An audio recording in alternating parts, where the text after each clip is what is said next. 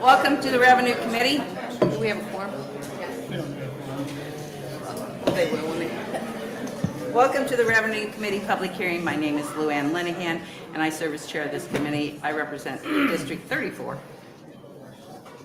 No, 39. It's been a long week already. Staff shouldn't play tricks on you this early in the morning. I represent 39. The committee will take up bills in order that are posted outside the room. Our hearing today is part of your legislative process. This is your opportunity to express your position on the proposed legislation before us today. We ask that you limit handouts. If you're unable to attend the public hearing and you would like your position stated for the record, you may submit your position and any comments using the legislature's website by 8 a.m. the day of the hearing. Letters emailed to a senator or staff member will not be part of the permanent record. If you are unable to attend and testify at a public hearing due to a disability, you may use the Nebraska Legislature's website to submit written testimony in lieu of personal testimony. To better facilitate today's proceedings, I ask that you follow these procedures. Please turn off your cell phones and other electronic devices. The order of testimony is the introducer. So we're doing this a little different, and every hearing's been the same. Instead of having all the proponents and then the opponents, we're going proponent, opponent, neutral. So, and if, I'll just tell you, because it's going to be a long hearing, that's great. If you're from a long ways away, please, for us that are closer, let the people that travel from the Sandhills or Scottsbluff, let them set up front and let them go first, and give the people that are closer maybe can wait a little bit because you don't have to drive 5 hours to get home. If you will be testifying, please complete the green form and hand it to the committee clerk when you come up to testify. If you have written materials that you would like to distribute to the committee, please hand them to the page to distribute. We will need 10 copies for all committee members and staff. If you need additional copies, please ask the page to make copies for you. When you begin to testify, please state and spell your name for the record. And we need you to state and spell both your first and last name. Please be concise. It is my request that you limit your testimony to 3 minutes, and we will use the light system. You'll have 2 minutes on green, 45 seconds on yellow, and 15 seconds on red. So when you see the red light, you need to wrap up.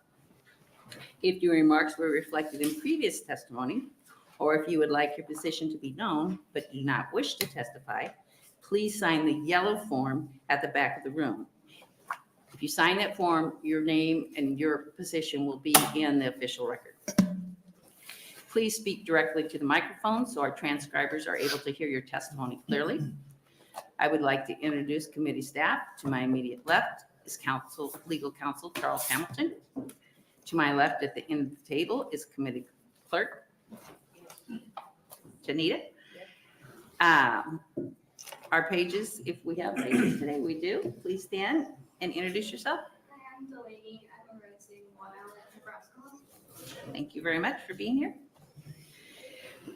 Please remember that senators may come and go during our hearing as they may have bills to introduce in other committees. Please refrain from applause or other indications of support or opposition. For our audience, the microphones in the room are not for application, but for recording purposes only. I already said that, but okay. Lastly, we use electronic devices to distribute information. Therefore, you may see committee members referencing information on their electronic devices. Be assured that your presence here today and your testimony are important to us. It is an important part, critical part of our state government. So I think I had these in the wrong order. Now I will have the committee introduce themselves, starting to my right.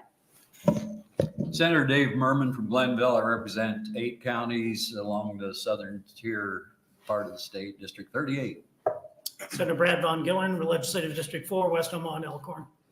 Good morning, Joni Albright, Northeast Nebraska, with Thurston, Dakota, and a portion of Dixon County. George Duncan, Northeast Lincoln, LD 26. Fred Meyer, Legislative District 41, north of Grand Island, 7 counties. Thank you.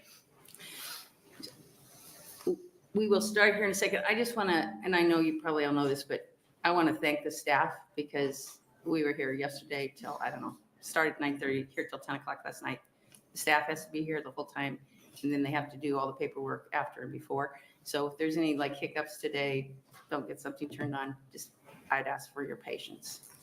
So with that, we'll start with LB 16. All three together, we're doing all three together.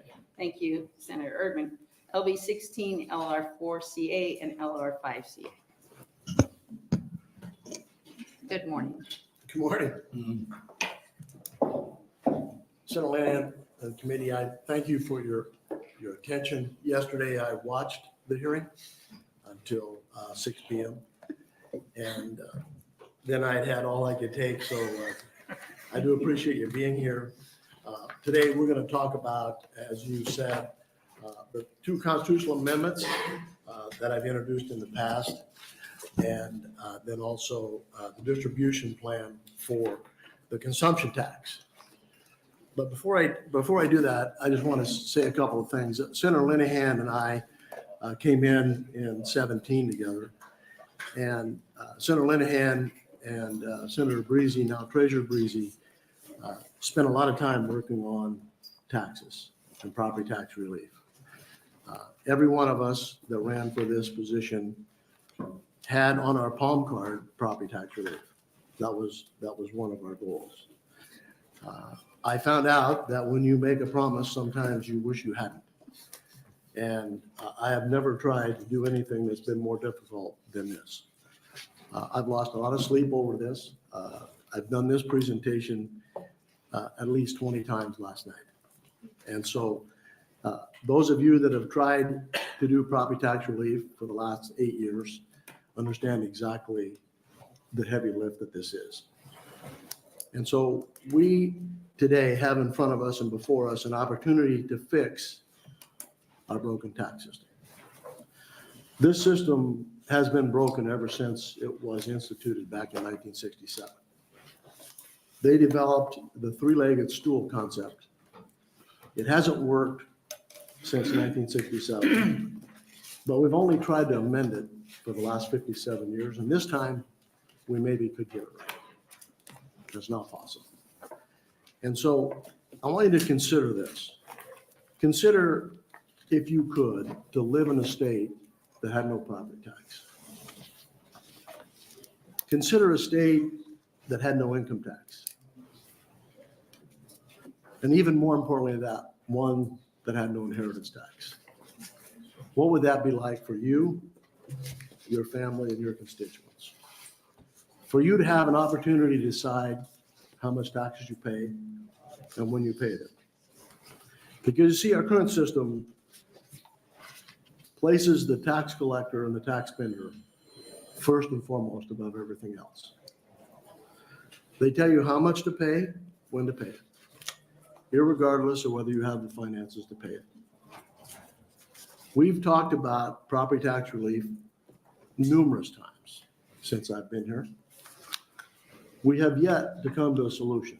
It's very similar to where if you went in for an operation and when you came out of the operating room in the recovery room, the doctor came out and said, "We took out half of your cancerous tumor. We didn't take it all." You would be very disappointed. So what we've done here is we've placed a Band-Aid and an amputation for the last 57 years. This consumption tax is the answer. And as you think about the way the economy is developing in the United States, we are moving away from a manufacturing economy to a service economy, a consumption economy. And if we don't do this now, we will do it later. It is kind of ironic that two other states, North Dakota and Michigan, have on the ballot this year in November the elimination of property tax in their state. I've had conversations with legislators from Wyoming, from Kansas, and from other states about what we're trying to do here. Florida had introduced a resolution to eliminate property tax in their state, and guess what they were going to replace it with? A consumption tax. And so Wyoming, their property tax is 20% of ours. They had a resolution in their body this year to eliminate property tax for all property up to $250,000. And when I talked to the legislator in Wyoming and asked, why would you want to do that? When in Scottsbluff, Nebraska, a house of $250,000, the taxes is $6,000. In Torrington, Wyoming, 30 miles west, it's $1,600. And his answer was this. He says, liberty. It eliminates my contract with the government that I got to continue to pay my property tax. Liberty is important. And if you think you own your property, just stop paying your property tax for 3 years and you'll find out. That's right. So as we go forward today, you will hear many people come up and testify in favor, and you will also hear those in opposition. So if you have a blank piece of paper, put a column that says paid to be here, and one that says they came on their own dollar, their own time off, and put a check mark there. And at the end of the day, total that up and see who came to testify in opposition and who came to support. I would go over what the consumption tax does, but I think we've talked about that several times. Senator Linehan suggested that I abbreviate my introduction, my opening. And I'm respectful to the chairman of this committee because she's been very helpful. And I understand the situation that we are in, and this isn't my first rodeo. You've been here, I've been here. But this consumption tax will actually place the taxpayer in first place. What we're asking today, and what we've asked in the past, this is more important today than ever, is that you advance these to the body for discussion. We need to have a discussion on the floor of the legislature so we can work out the details of the implementation. We've never been afforded that opportunity. There is a school funding formula that we have written in the program, in the policy, in the proposal. We spent numerous hours a year ago in the summer rewriting the proposal to include a school funding formula. Our TIOSA formula is broken. There is no argument on that. Everyone in this room would agree TIOSA has to be changed. And the only way that you can change TIOSA to make it right is to eliminate it and start over. I have a proposal how to do that. It's a starting point. It's a place to negotiate from. We've never had an opportunity to have a discussion. Those who say we're taking away local control, all the money is going to go to Lincoln and it's never going to come back. Let me explain a little bit about history. From 1867 till 1967, the state collected all the taxes. And there was only two forms of taxation: property tax for the state, local property tax. I've contacted LRO to figure out exactly how that worked. The response that I got back, it appears that all taxes were collected by the state and sent back. So what we're asking to do is nothing different than what we did for 100 years.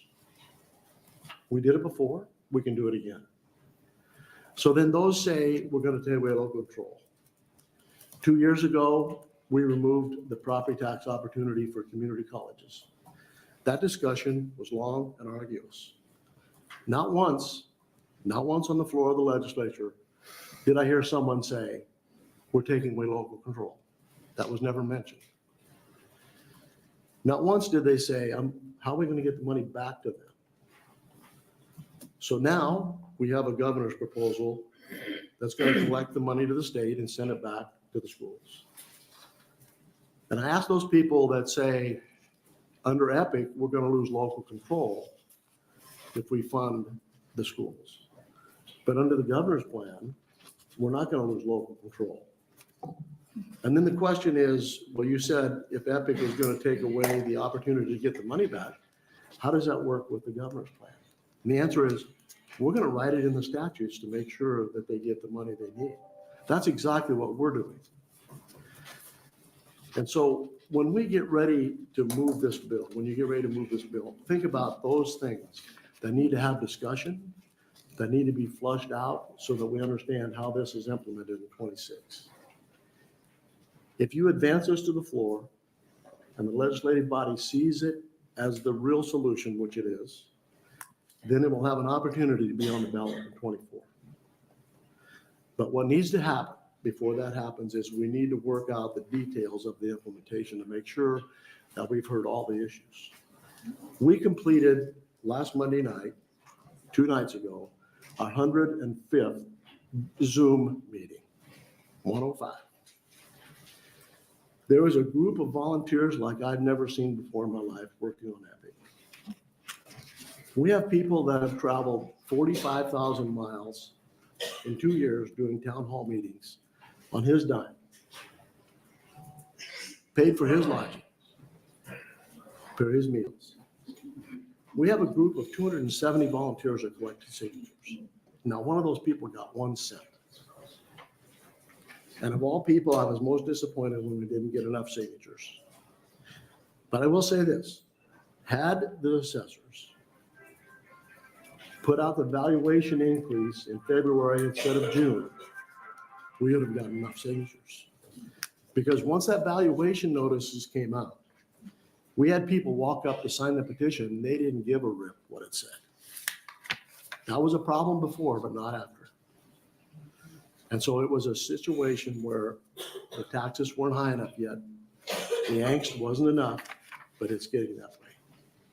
And so consequently, when we get to working on doing this for the people, for the good of the people, it'll be an opportunity to solve their issue.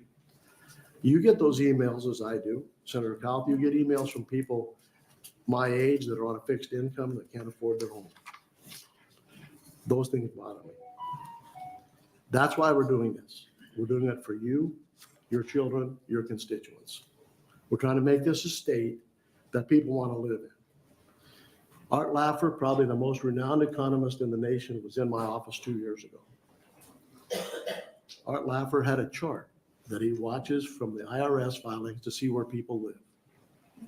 At that point in time, 2 years ago, he said, you, the state of Nebraska, have not gained one resident from another state greater than the number that left.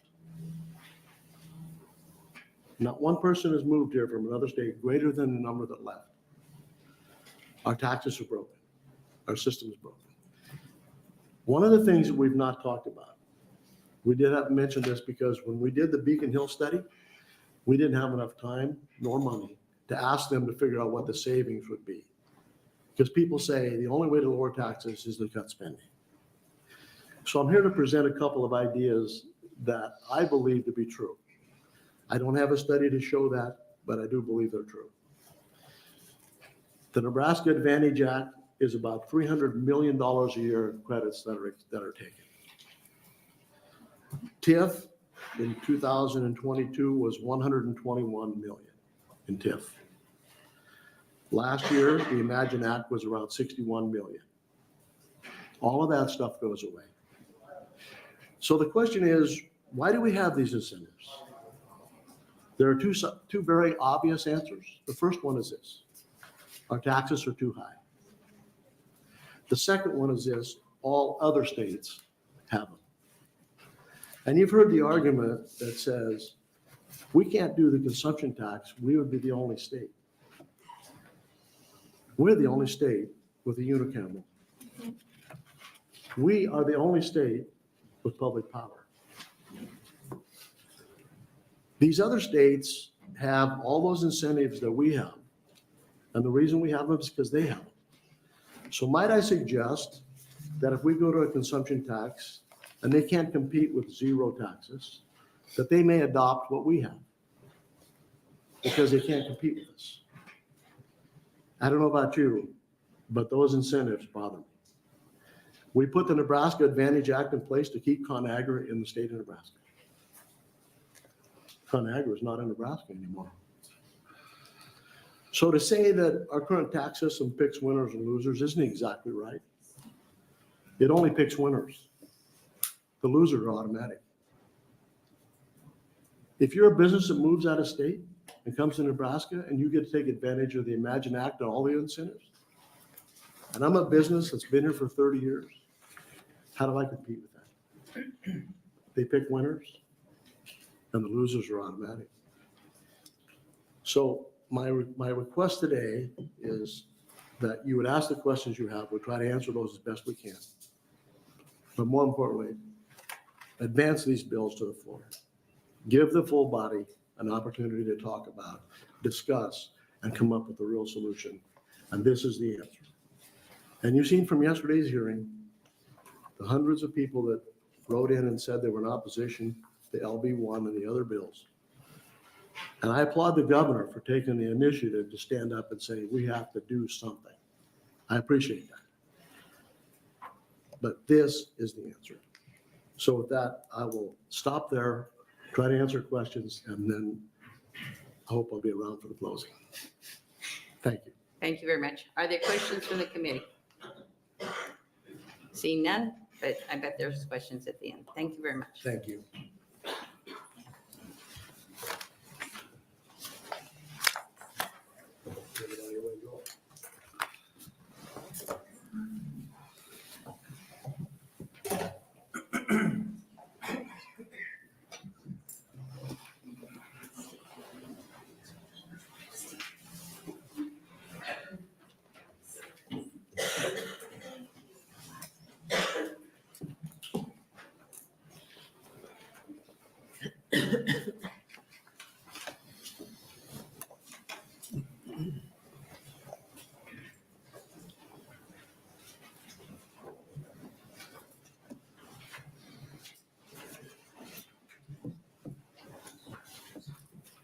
Good morning.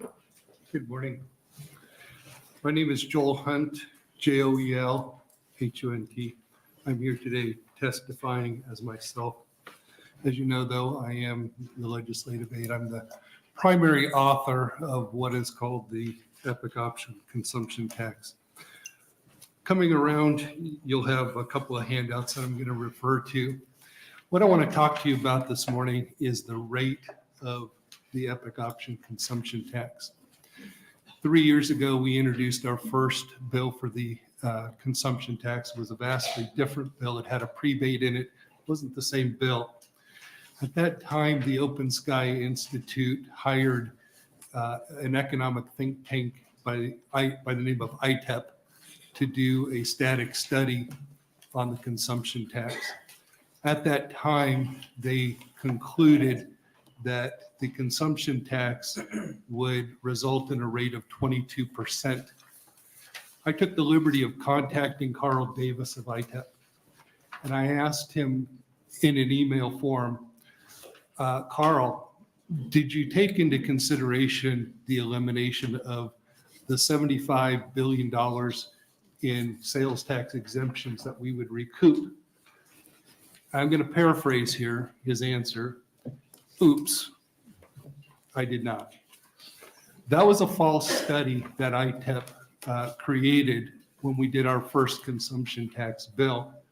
That study has been circulated by the Open Sky Institute, and a lot of organizations have depended upon that institute, even though it was a false study that failed to consider the $75 billion in taxable sales that we would recoup because those exemptions would go away under the consumption tax. I want to call your attention to this piece here. This last November, I signed up and took the webinar for the Chamber of Commerce. This was Brian Sloan. I took a snapshot of the webinar presentation that they gave where they did the calculation. And you'll notice that they are trying to say that the Epic Option Consumption Tax would result in a $5.5 billion deficit to the state of Nebraska. What's missing from their calculation is the $75 billion in taxable sales that we would recoup once the sales tax exemptions go away. And if you do the math, the $75 billion times 7.5% actually results in a $5.625 billion surplus for the state. This is an erroneous study. They've been going around the state, advertising this. I know my time is up. The last one I'm just going to refer you to is this study, this graph here. No New Taxes Nebraska hired the tax foundation to do a study. And in order to get, they concluded 22%. In order I to can't get, let you go much longer. I'm going to wrap it up real quick. Okay. in order to get the 22%, they had to use a tax base of $46 billion. I want to draw your attention to the green bar of 162 billion. That is the correct tax base. So that study is false as well. And these 3 studies are all fake, and they are being circulated around the state, and a lot of people are believing them, even though they are false. Thank you. Are there any questions from the committee? Seeing none, thank you very much. Okay, opponent.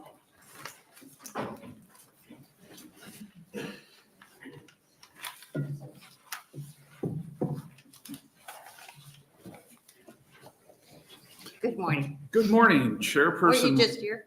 I was. Chairperson Linehan and members of the Revenue Committee. My name is Robert N. Bell, spelled Robertbell. I'm the Executive Director and Registered Lobbyist for the Nebraska Insurance Federation, the State Trade Association of Nebraska Insurance Companies. I appear here today in opposition to LB 16, LR 4CA, and LR 5CA. I'll be brief. The Nebraska insurance industry continues to oppose attempts to adopt a consumption tax in Nebraska. Nebraska has a thriving insurance industry that continues to grow and bring new employees and their families to Nebraska. One of the reasons for the success is the long-standing premium tax structure of our state. Our low premium rate, insurance premium rate benefits families and businesses in Nebraska, as well as Nebraska domesticated insurers selling products in other states due to the retaliatory nature of the insurance premium tax. Nebraska insurers sell well over $100 billion of insurance products to individuals, families, governments, and businesses in other states annually. We certainly appreciate Senator Erdman and other consumption tax advocates attempting to retain the premium tax structure in LB 16 by categorizing it as an excise tax, and other attempts to have it made to include insurance claims. However, the language of the constitutional amendments are clear. No other exceptions will be allowed for claims, as an example. And the amendments, the constitutional amendments, do not include the ability for Nebraska to continue to collect the premium tax. The Nebraska Insurance Federation respectfully opposes these proposals. I appreciate the opportunity to testify. Thank you very much. Are there any questions from the committee? Senator Albright. Thank you, Chair. Good morning again. Good morning. It was a long day yesterday. It was. I just have one question. Do insurance companies throughout the country have to pay any kind of an excise tax to their states? They pay premium taxes to their states, and in some cases, retaliatory tax. And to help me understand that, tell me what that is. And So premium tax has been around a really long time in the United States. And states are allowed by Congress to retaliate against one another on insurance premium tax. And so if our state has a 1% premium tax, New York has a 2% premium tax. So when New York Life sells a policy in the state of Nebraska, we impose a 1% tax on that gross written premium. The Nebraska Department of Insurance does. And then they do an additional 1% tax, retaliatory tax on it. So when that policy, if you have a New York Life policy, which I'm sure some people in this room do, you're paying a 2% tax on that. As opposed to if you bought from Mutual of Omaha in Nebraska, you would have a 1% tax. If our tax would go up to 7%,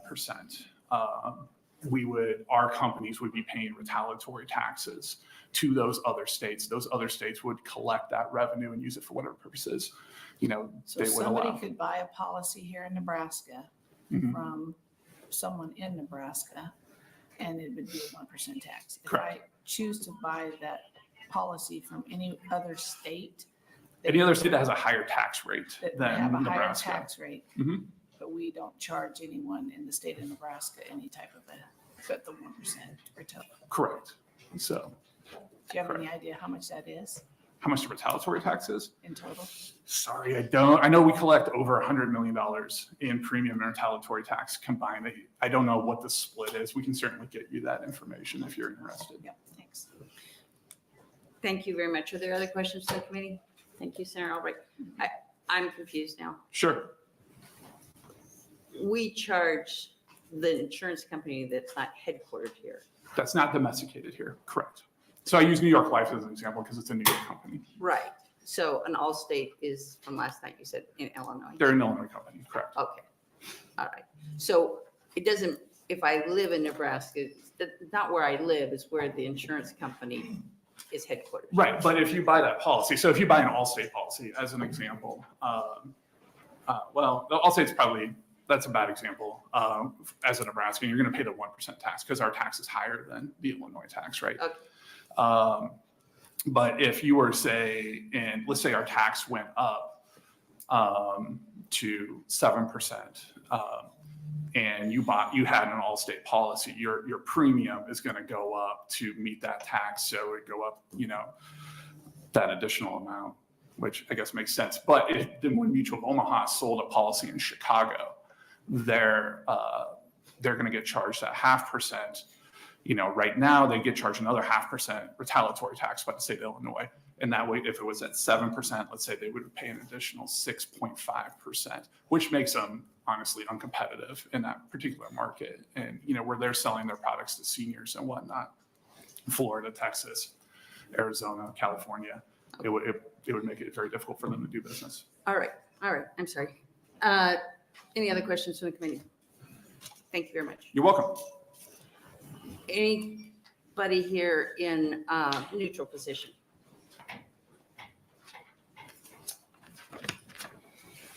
So next up will be proponent. Senators, my name is Craig Bowles, C-R-A-I-G-B-O-L-Z, 1091 North 6th Road, Palmar, Nebraska. The first thing I want to start out with, Senator Merman. Yesterday when I said this was dead, I was froze to death. I wanted out of here. I wanted to go out in our warm temperature of the state of Nebraska. I just want to go.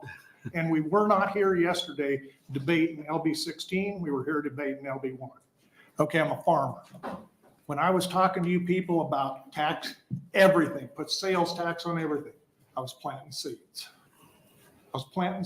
That's what farmers do. So think about that. Sales tax, consumption tax, same thing.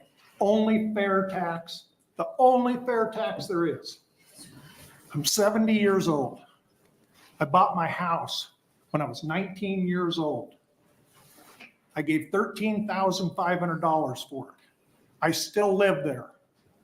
And I'm proud of that. And I worry every year how to pay my real estate taxes. I'm pretty good with laws. I'm pretty good with taxation, how to balance my income, move it ahead, push it back, buy ahead, buy it back. I know how to work the system, and I do work it. And if you want to figure that out, I'm not going to come out and say I just figured it out. But I worry about that. Okay. Secondly, I cash rent all of my ground. I'm a very small farmer in the state of Nebraska, and I cash rent all my ground. And that's the way I want it. I don't want to deal with people. I don't want them, don't want them calling up saying, why did I get a bill for phosphate? I pay $335,000 a year cash rent. Take that times 64%. That comes up $214,400. That's how much I pay taxes to the government, and mainly to the school. That goes to the school districts. I pay the taxes on all of the ground I farm, whether we rent it or own it. You guys know that. No one's holding a gun to my head. Nobody's making me continue to do this, but I love it. But I guarantee you what, if the day ever comes I have to sell my grandfather's farm, it's going to be a bad, sad deal.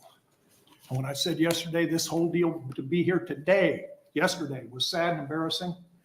It's just as sad and embarrassing to hear that we've got ourselves into this corner. Thank you. Any questions?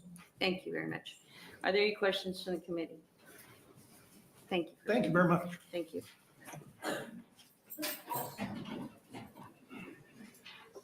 That was neutral, I think. So now it's a proponent. Proponent.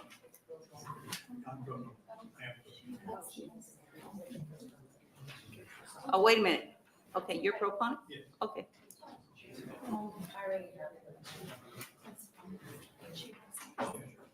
Okay, I'm sorry.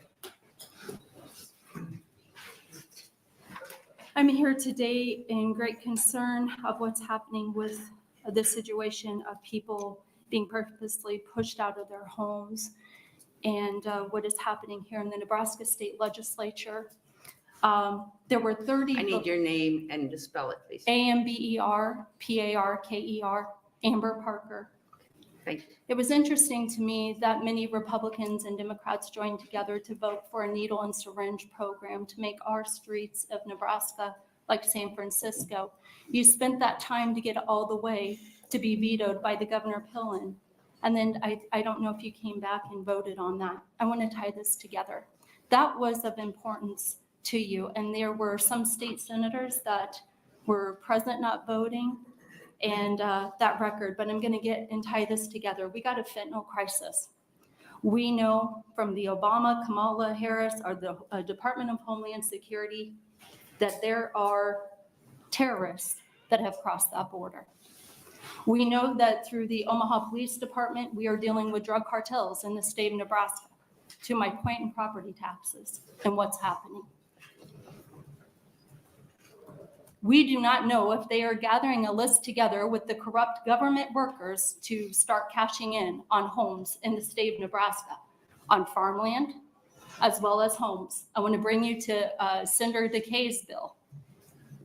We shouldn't have any foreign adversaries being near military bases or anything. Our farmland should be protected, and our seed technology, it is not. My point being, you have not done your job. Every single seat here in the state legislature, we have no way to prove that this is the seat that the people voted you in on. We have been refused cast vote records. We have been told it is in violation that the Secretary of State. We could not even get an insurance bond and his bond to be pulled. Why? Because the company with him took the Secretary of State's word. We are dealing with corruption in the state, and I'm telling you that already in Arizona, it was told that drug cartels were purchasing single-family homes. This is my point. There are those of you that know this, and it was important to you to pass a drug syringe program to allow people in drug addiction to die on the street. You spent your time. You are being called out. People are about to lose their homes and their farmland. And you sit here, and if you think we're going to be a quiet, no. And do you have insurance bonds? The way we make you feel uncomfortable is making you realize you're not King George to us. We are to be your bosses. But you have refused parental rights, and you work with the education cartel, and you work behind the closed doors to make it a them versus us, and then pretend in unity here. You know what's important to you. I'm crying out and asking you, free the tax slaves. Were there any questions? Okay. Opponent. There's no opponent? If you're, guys, if we're not in the front row, I'm going to have a hard time. Getting time, okay? Okay. Good morning, Senators. Chairwoman Linehan, members of the Revenue Committee, nice to see you all again today. I'm Rebecca Firestone, Executive Director of Open Sky Policy Institute, REBECCA, FIRESTONE. We oppose LB 16 along with LR 4CA and LR 5CA because our analysis shows the proposal would require a much higher rate to be revenue neutral than has been proposed. It has some conflicts with federal law as to what can be taxed by the state, and the consumption tax is largely a regressive tax that would disproportionately affect low and middle income families. Open Sky has analyzed proposals like LB 16 to determine a revenue neutral tax rate based on the proposed tax base. Our analysis has found a rate of 22.1% for past proposals. That's nearly 3 times as high as the rate that's been proposed by the proponents of this concept. Our estimates for the taxable base when we did this analysis stood at $52 billion, about half the base assumed by the EPIC option. We adjusted Nebraska's personal consumption expenditure data to reflect what would be taxed and what wouldn't under this proposal. And we added items like non-resident spending in the state and new residential structures. And we removed items such as predefined exclusions and anything federal law prohibits the state from taxing. We also made an adjustment for tax evasion and tax avoidance in our analysis to try to be truly as conservative as possible in trying to estimate the tax base. We stand by our analysis that the EPIC option would only be revenue neutral at around 22.1% rate. And we note that the Tax Foundation conducted a similar analysis of this proposal and found that a revenue neutral rate would be about 21.6%. Next, we see items in the proposal that would be subject to the consumption tax in Nebraska, but cannot be taxed by the state because they're prohibited by the federal government. For example, the proposal taxes purchases of goods and services by the federal government, but federal law largely prohibits this. Further, the bill would most heavily affect low and middle income Nebraskans who spend a greater proportion of their earnings on consumption relative to higher income Nebraskans. Nebraskans who earn less than $30,000 annually spend an estimated 5.5% of their earnings on general sales and excise taxes, whereas Nebraskans earning between $142,000 and $252,000 spend about 31% of their earnings. We focus on these incomes because they represent the mathematical distribution of where incomes are concentrated in Nebraska to give you a sense of those rates. So our concern is that the consumption tax will basically increase this disparity in terms of the tax burden, even when we factor in that income and property taxes are no longer collected. It is for these reasons that we oppose LB 16 along with LR 4CA and 5CA. Thank you. Thank you very much. Other questions from the committee? Senator Murray. Thank you, Chair, and thank you for your testimony. According to earlier testimony on your analysis, you didn't include about, I think, over $5 billion in exemptions that we now have on sales tax. How do you answer that? Yeah, just to clarify that we've done a couple of rounds of analysis on this, and on the most recent analysis where the 22.1% number comes from, we took in everything that would have exemptions removed from it. So that issue that was raised previously, we corrected for it in our analysis the second time. And then we had to take out a number of things that just can't be taxed in order to end up with this estimate of about a $52 billion tax base. And so that's where the 22.1% revenue neutral rate comes from. I'll note that we tried to be very, very conservative in our analysis of the taxable base and to make sure that we are taxing things that can be taxed and not taxing things that cannot be taxed according to federal law. We also didn't include any assumptions around what kind of economic growth could be generated from this because we felt that that was there are a lot of assumptions that can be made basically in terms of how the economy is going to react to such a substantial change in how a state manages its revenue system. And we wanted to, again, be conservative in estimating how the economy is currently structured right now and what would be included within that taxable base. In your analysis that you do for other tax systems, so do you normally include assumptions on growth of the economy? We typically do not. We primarily are looking at what this means for the income distribution within the state to get a sense of who is going to pay at a lower part of the income distribution versus who's going to pay taxes in the higher part of the income distribution. So that's primarily where we focus our analysis. Would you be open to giving us a copy of your testimony? Absolutely. I can send that to you, Senator. Thank you. Thank you, Senator Merman. Other questions from the committee? Can you just, I tried to catch it, on the 30,000 or below and then the high income, just those two lines? Sure.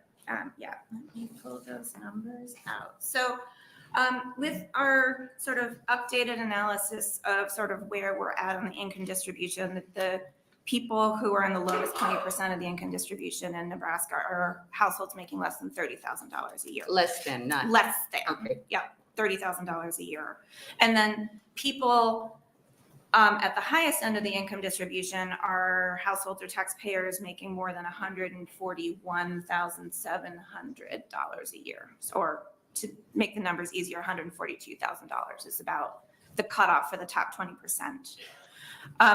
In the numbers that I gave you in this testimony, we were focusing on the top 15%, which stops at $252,000 a year because, you know, that top 5% is super skewed. I know you know that. So those The folks between $142,000 and $252,000, they spend about 3% of their earnings on sales and excise taxes right now. People making less than $30,000 spend about 5.5% of their earnings on sales and excise taxes right now. Okay, I thought you said it differently, but I think that's what you meant to say, and maybe that is what you said, and I just didn't hear. Sure. Okay. Okay. Thank you very much. All right, thank you so much for your time. Neutral.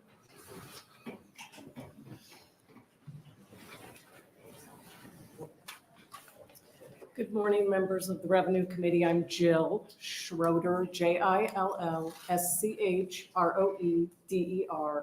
I'm the administrator of the Nebraska Workers' Compensation Court.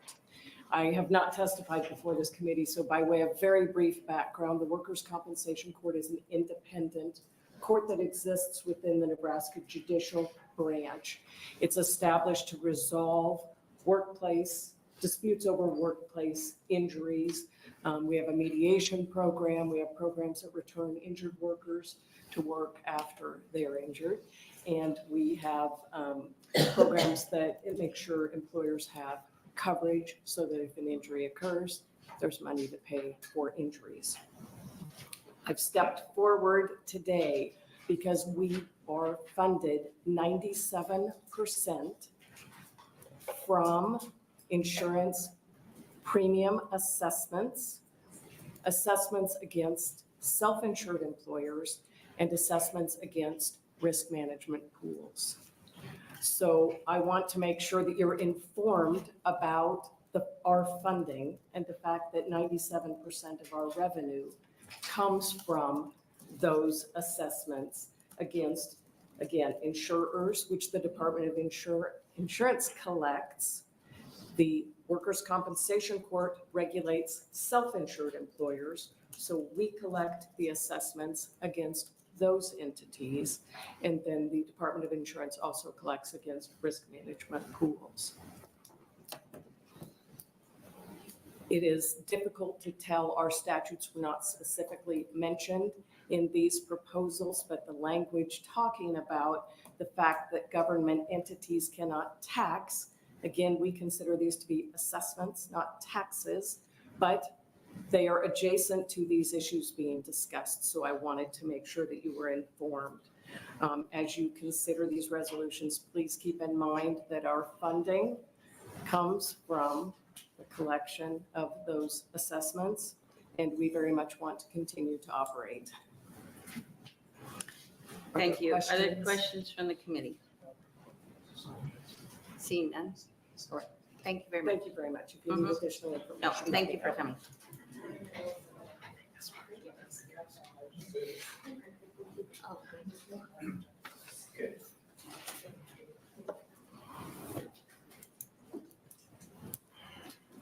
Good morning. Good morning, Senator Lynn. Welcome and, back. Members of the Revenue Committee, my name is Al Davis, ALDAVIS. I'm a registered lobbyist for the Independent Cattlemen of Nebraska, which is often referred to by the acronym ICON. ICON has been a supporter of a transaction tax like the EPIC tax for over 10 years because it is apparent to members that the existing structure is hopelessly broken and irreparable. ICON was organized because cattle producers felt that their concerns were not being heard. ICON represents cow-calf producers, backgrounders, feedlots, and some associated businesses across the Nebraska Sandhills and in the Panhandle. The need for an organization of small and independent producers was readily apparent by the initial groundswell of support in the region, and next year we will celebrate our 20th anniversary. I mentioned that ICON was organized because our members felt that their concerns were not being addressed by government. 20 years later, the same complaint can be heard, but not just from cattlemen, but from homeowners, farmers, and businessmen. Property taxes rely on one and really only one class of wealth, permitting all other types of wealth to escape taxation, contributing to our problem today as the economy develops. There's no question that the state has a property tax crisis. You hear it when you knock doors, you see it in letters to the editor, and you hear it on talk radio. But the multiple attempts to remedy the situation are not thinking outside the box. Rural parts of the state are hurting. Nebraska consistently ranks near the bottom in state support for education, forcing districts to rely on property taxes And in most counties in Nebraska, ag land represents 75% of the valuation. So tweaking formulas, freezing valuations, lowering land valuations, or other endeavors, while well-intended, are unable to solve the problem. Compounding the problem is the commodity nature of the business. As price takers, we are unable to generate higher prices for our product. Our competition just isn't the ranch down the road. It's the rancher in Colorado, Wyoming, or Kansas who pays property taxes, which are far lower than Nebraska's. Some ranchers in certain districts are paying 50% of their gross income to the county. Property taxes are often the first or second highest expense on a ranch in Nebraska. With so much income leaving the ranch, there really isn't money to reinvest and improve your operation, let alone encourage a son or daughter to return to the operation. As a result, we see more and more consolidation in the industry, which is not good for businesses in our small towns either. It's time for a new idea. Implementation of a transaction tax will lift the yoke of heavy taxation from ag producers, senior citizens, homeowners, and small businessmen, and dramatically simplify how our state funds its needs. The plan was vetted by Arthur Laffer, the 1919 Medal of Freedom recipient, who was part of President Reagan's economic advisors and who gained prominence promoting the unorthodox idea that lowering tax rates would produce additional income, which it did. Naysayers decry the epic tax. Let me remind you that naysayers decried Prop 13 in California or the Tabor Amendment in Colorado. Those endeavors were implemented in response to similar crises in their states, but both states implemented them, and both have strong economies. The time is now to take a bold step forward. Thank you. Thank you, Senator. Are there questions from committee? Senator Davis, when were you in the legislature? 2013 to 2017. So, right. And property tax was the number one issue at the time. It was the number one issue when I ran and still is in the district. It's frustrating. I'm well aware. Thank you very much for being here. I don't know if I'm supposed to do this, but I'm going to because the insurance premium tax is not impacted by EPIC according to the way they want it to work. I don't know if it's been written differently or if there's, so I'm just saying that. So if you're here to testify on the bill, kind of know for sure, I'd ask somebody whether what you're testifying is actually accurate. Okay, opponents.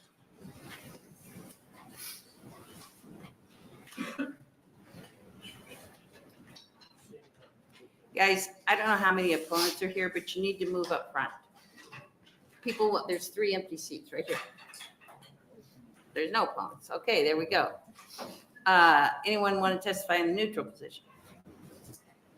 Good job, right there on the spot. Thank you for allowing me to speak today. I'm not from here. My name is Joe Cason, Casonjoe. I live in Westboro, Missouri. And when I say I'm not from here, I mean I'm not from here. In 2012, I sold my home, I sold my business in the state of Oregon because of property tax. And I took a look at your property tax, and I took a look at Iowa's property tax, and I live in Missouri. And the reason I live in Missouri is because I saw my property tax go from $1,200 per year up to $2,800 per year on a city lot in Oregon. What I think is the reason that I drove here 100 miles is to make you understand, if you can, that if you are interested in people who own corporations like mine, that is now in Iowa, not in Nebraska, and who live in the best state that it's possible to keep the money that I've earned, then you will take a look at your property tax. That's it. I drove 90 miles to come over here and tell you people that this is a huge issue. And as you're looking at the migration of people that are moving out of Oregon, Washington, California, who are the quality people that you want to have move here, then you're going to look at your property tax and you're going to do something about this, because he is absolutely right in the way that he proposed this entire issue to you, in that we're looking for places like Texas, like Missouri, where we can hold on to that which we work for. And this is a huge issue constitutionally on every level. And I would really encourage you all to not ignore what it is that I'm saying. Sir? He's not, sir. I'm not ignoring you. I'm listening to you. Okay, Came from Missouri, left Oregon, yeah. questions? Okay. A motion doesn't help, guys. Are you neutral or are you for it? I'm neutral. Okay, I'm not from here. okay. I'm encouraging you to take a look at this from the outside guy looking in. Okay, So if you have questions for me, I'm more than willing to answer your questions. thank you very much. Are there any questions from the committee? Thank you for being here. Thank you. Proponents. Don't be shy, proponents.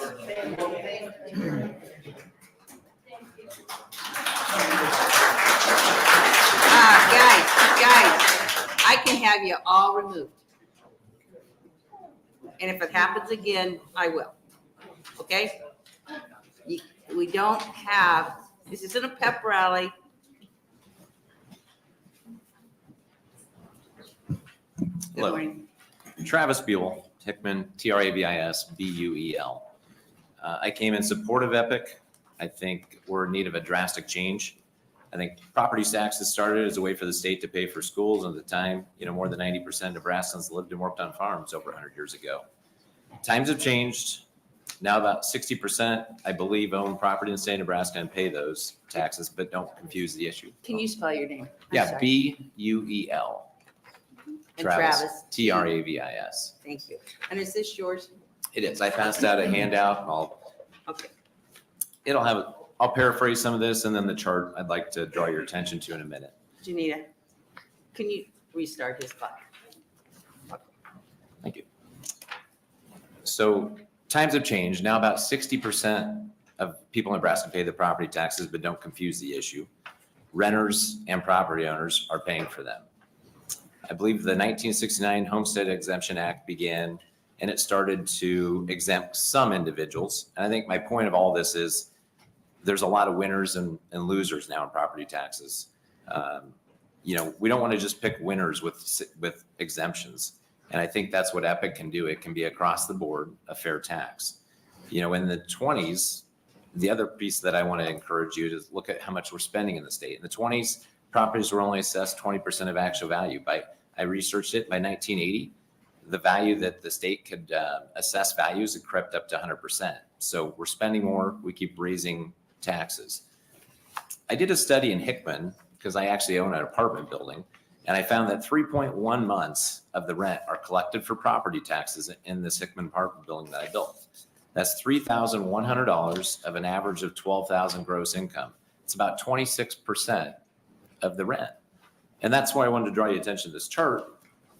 And I'll show it to people in the crowd because people can't see it, but this chart depicts inflation on the bottom. That's the gray line. And you'll see our municipal taxes and you'll see our school taxes there growing double and sometimes 3 times what the inflation or incomes have actually grown in 10 years. And that includes the 6.5% and 7% we had during the COVID years. So it's staggering. 32.1% inflation. You can check that. That's compounded versus anywhere from 240 to 290% in taxes on properties in the county. And I've sent this to most of the senators because I think it's important to see that income isn't growing at the rate the taxes are. And that means it's not going to work long term. People are being pushed out. Renters are not being able to afford their rents. And I think that's a problem. I think I summarized some other issues in the tax system for property taxes. It's flawed. The Lancaster County Assessor's Office relies on comparative sales. It should be based on the income potential, but that's really not why we're here. I still support Epic. Do we really want to penalize our neighbors for fixing up their house, putting a new roof on it, or putting granite countertops just so you can charge that person more in property tax? I feel like you should own your house and you shouldn't be penalized by fixing it up versus your neighbor's house. So the ask here, as I close, I strongly support Epic. I don't think it's a regressive tax. I think the biggest 3 things that poor people actually pay is, number 1 is your housing. So this is going to help housing drastically. My renters are paying 26%. 2 is food.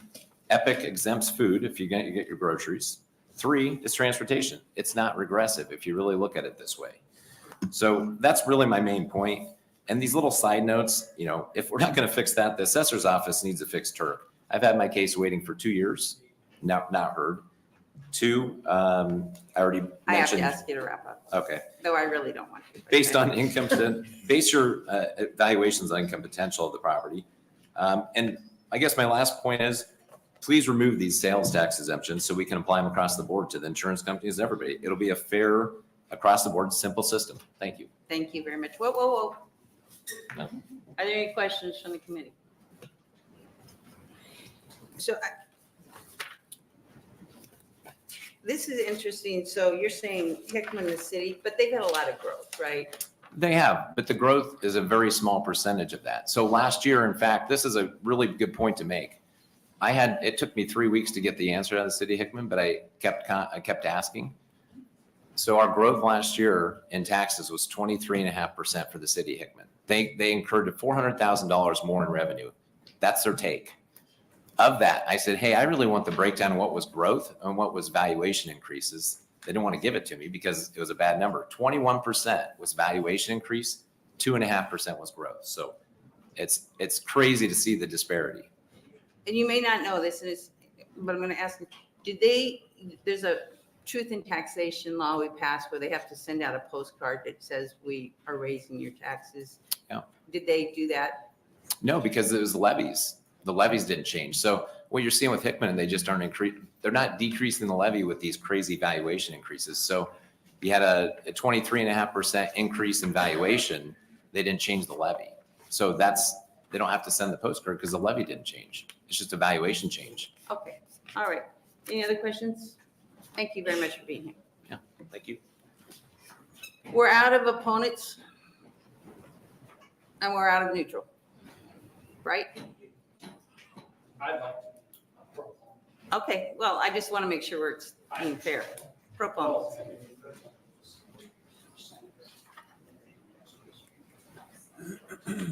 Okay. Snap that.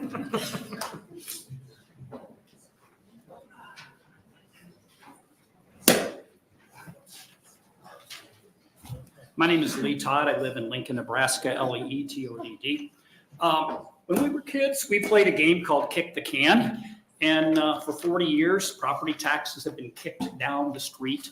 And so that is my... I can't let you do that. We don't love props. I'm sorry. It's not my rule. You have to talk to somebody else. Well, that's the can that we have been kicking down the street to make Okay, just put point. it on the floor for right now. Sorry, it's the rules. And I think that goes without saying, but I will say it. I've been watching this since 1981 when I bought my first house. At that time, we could spend about 0.7 or 0.7 tenths of a month on property taxes.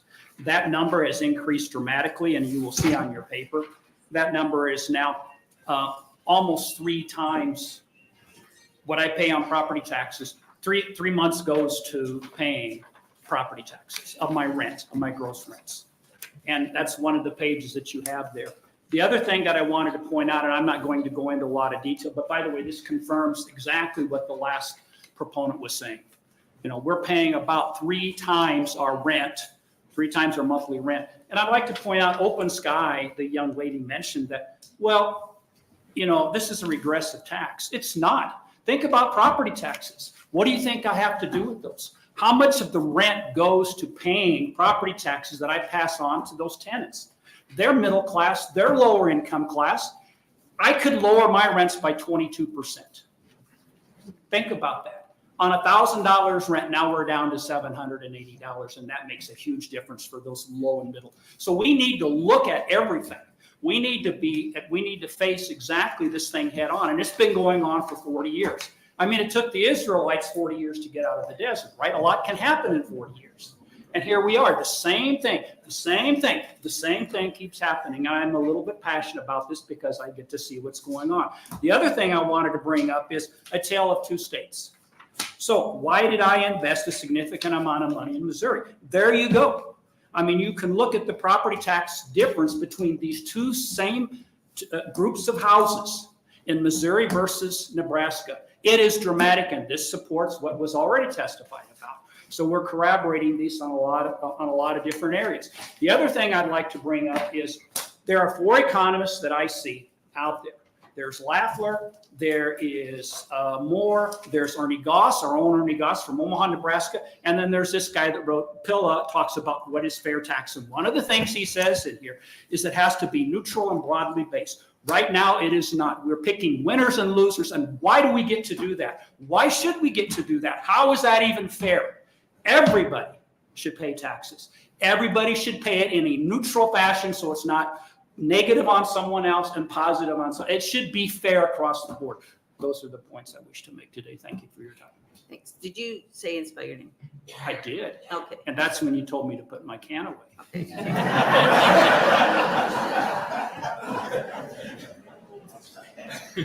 Are there any questions in the committee? Seeing none, thank you very much for being here and thanks for the information. Do you want my can? No. I had to look a long time to find the can. Thank you.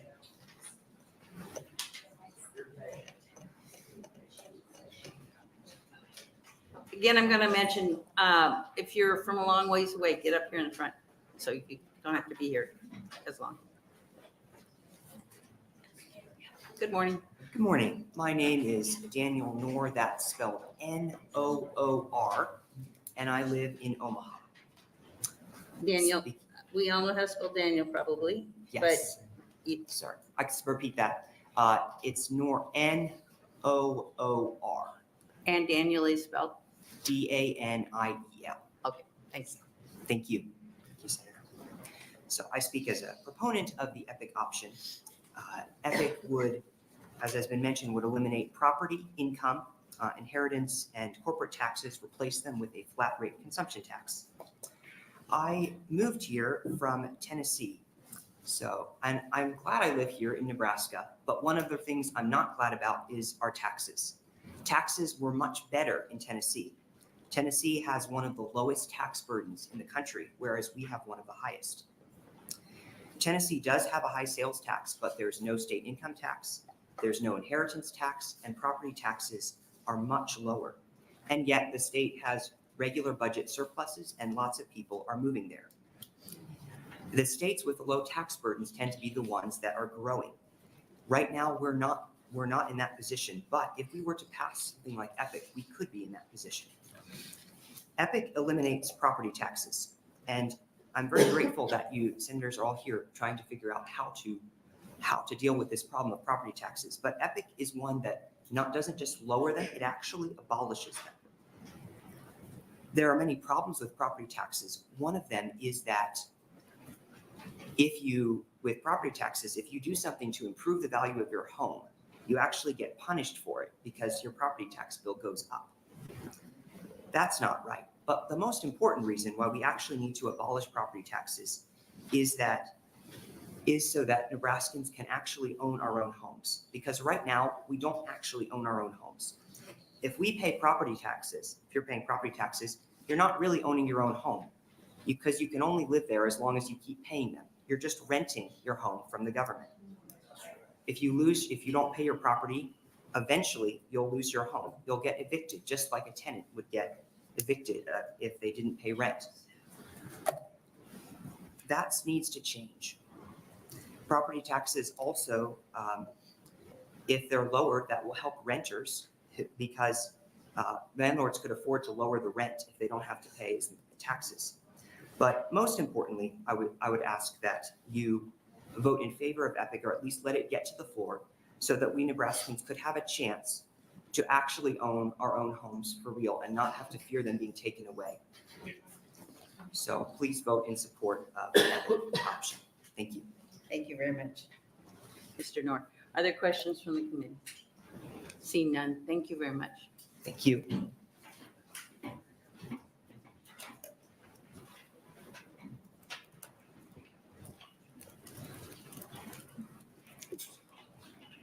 Thank Are you. we ready? Mhm. Good morning. Good morning. I'm Kay Schroeder, KaySchroeder.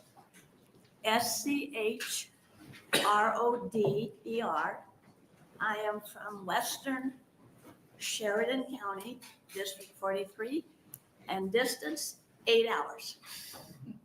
I am a small rancher, and I run a few livestock. As you can tell, I'm a senior, so I do collect Social Security, but an insurance was mentioned, so I'll include it. My property tax and my insurance takes 3.5 months of my 6 months summer income from taking in cattle. So that's a big chunk of my income. And I am a proponent for the EPIC option. And I think it's important that we keep the small farmer, rancher operations in Nebraska. And the tax situation is making it very difficult. That's what I have to offer. Thank you. Thank you for driving so far. You live in a beautiful place. I do. Are there any questions from the committee? Seeing none, thank you very much for your time.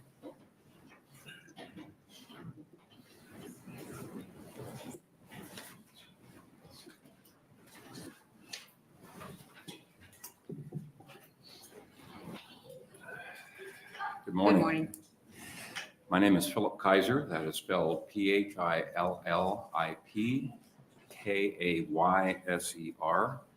I am a pastor from Omaha, Nebraska, PhD in ethics, especially in the area of civics. And I want to thank you for taking the time to hear from your constituents. And thank you for at least considering eliminating property taxes. That's huge.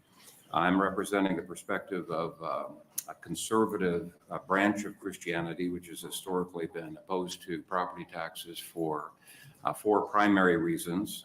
First, even though the Bible does allow for the collection of some types of taxes, and I could outline those, the Bible consistently treated property taxes as a form of tyranny. Second, the Bible describes our property with the Hebrew word nachalah, which means inalienable hereditary property. If it could be taxed, it's not inalienable. Third, the right to tax property assumes ownership of property. And yet the Bible is quite clear that the earth is the Lord's and the fullness thereof. And property tax really makes us serfs beholden to the state. We don't truly own our land. We lease the land, as others have already said. And from my perspective, it's a form of socialistic ideology. Fourth, the right to tax property removes one of the foundational planks of liberty. As President Calvin Coolidge said, ultimately, property rights and personal rights are the same thing. And then he went on in his writing to show that as property rights begin to be diminished, our liberties begin to be diminished. Jared Walczak and Manish Bhatt of the Tax Foundation wrote in opposition to the EPIC tax. And the EPIC option website has refuted a number of factual errors, very serious errors. Let me give you one more factual error that's not on that website. They said no state has ever abolished the property tax, which is far and away the primary source of local government revenue in every state.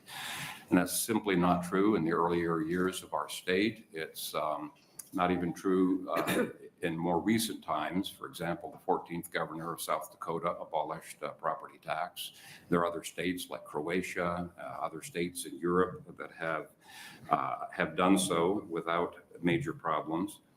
And if President Calvin Coolidge is correct that the rights to property and personal freedoms are tightly tied together, I would at least encourage you to consider abolishing property taxes, or better yet, implementing the EPIC option as a whole. Thank you. Thank you very much for being here. Are there questions from the committee? Seeing none, thank you very much.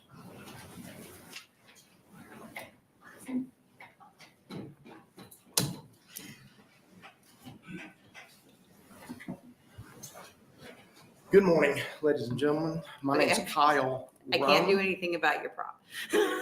Do what? No, I'm sorry. I was just, we're not supposed to have signs or anything, but you managed. You want me to take it off? No. That's just what I was gonna say. I mean, I want to follow the rules, man. I know. You know. You leave it on. Okay. Okay. That's a good thing because I have more rolls than a bakery. Okay. We're starting the clock now. Okay, go. All righty, my name is Kyle Roan, Kylerhone, and I am a citizen of Bellevue, Nebraska. Senator Erdman is absolutely right. This is all about liberty.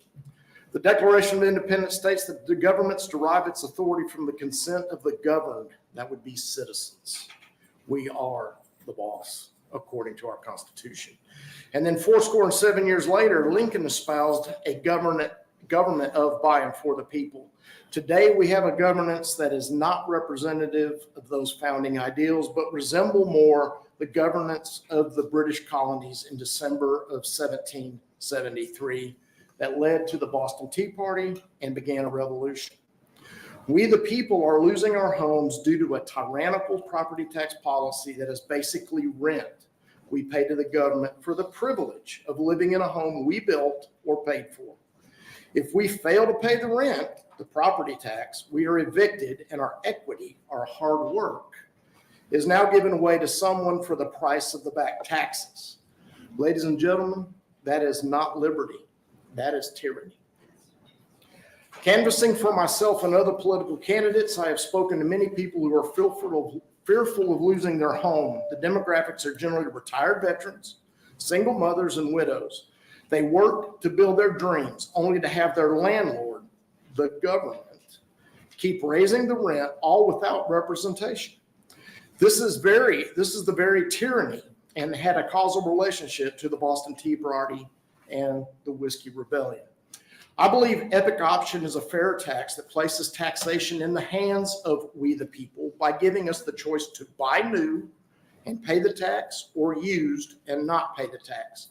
If groceries are the only exemption, then the base will remain broad, keeping the tax rate low. Moreover, using a consumption tax allows all citizens, residents, immigrants, both legal and illegal, to contribute in a truly transparent way. Also, a consumption tax is not regressive, as some have argued here today, because there is a choice to buy new or used. The current tax system has been exploited by our elected officials, past and present, all without citizen consent.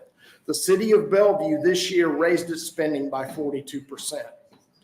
These actions and abusive taxation do not represent the founding principles that were codified in the Declaration of Independence or in Lincoln's Gettysburg Address. The current taxation and legal theft of property is despotic at best and tyranny at worst. Please vote to restore fair taxation and place taxation under the only true local control, that of we the people.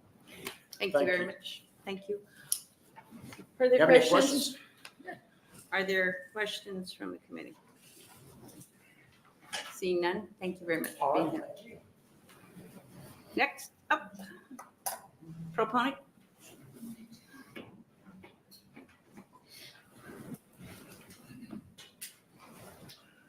Good morning, Senator Lenahan, colleagues.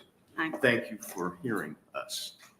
I am Rob Rohrbaugh, R-O-B-R-O-H-R-B-O-U-G-H. I live in La Vista, and I am the president of the Consumption Tax Institute, the research and education arm of EPIC Tax Reform. EPIC eliminates property, income, and inheritance, and corporate, that is business taxes. Getting rid of property taxes is a permanent fix. The property tax is among those confiscatory taxes that have the power to destroy. My organization just interviewed an 83-year-old woman who's not poor, but who struggles every year to pay the property taxes to stay in her home. We are not alone in this antiquated approach to taxation. Michigan realtor Carla Wagner founded the organization Axe My Tax to rid Michigan of its property taxes because she saw 184,000 property owners face tax foreclosure in 2023. Texas, North Dakota, Wyoming, and Florida also are among the states working on eliminating, not just reducing, the property taxes. Why? The Honorable Hal Daub, former U.S. Congressman, Mayor of Omaha, Regent, and lawyer, puts it in historical perspective. We no longer create economic growth with jackhammer steel and concrete production, nor do we still create gross domestic product in renewable crop and livestock production. GDP is now much more connected to the softer jobs base and technology, healthcare, education, telecommunications, travel and leisure, and all things computer generated and connected.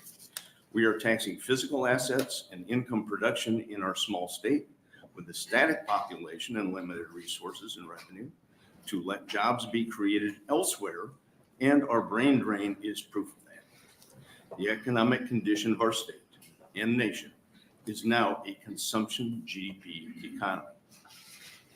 This will not abate.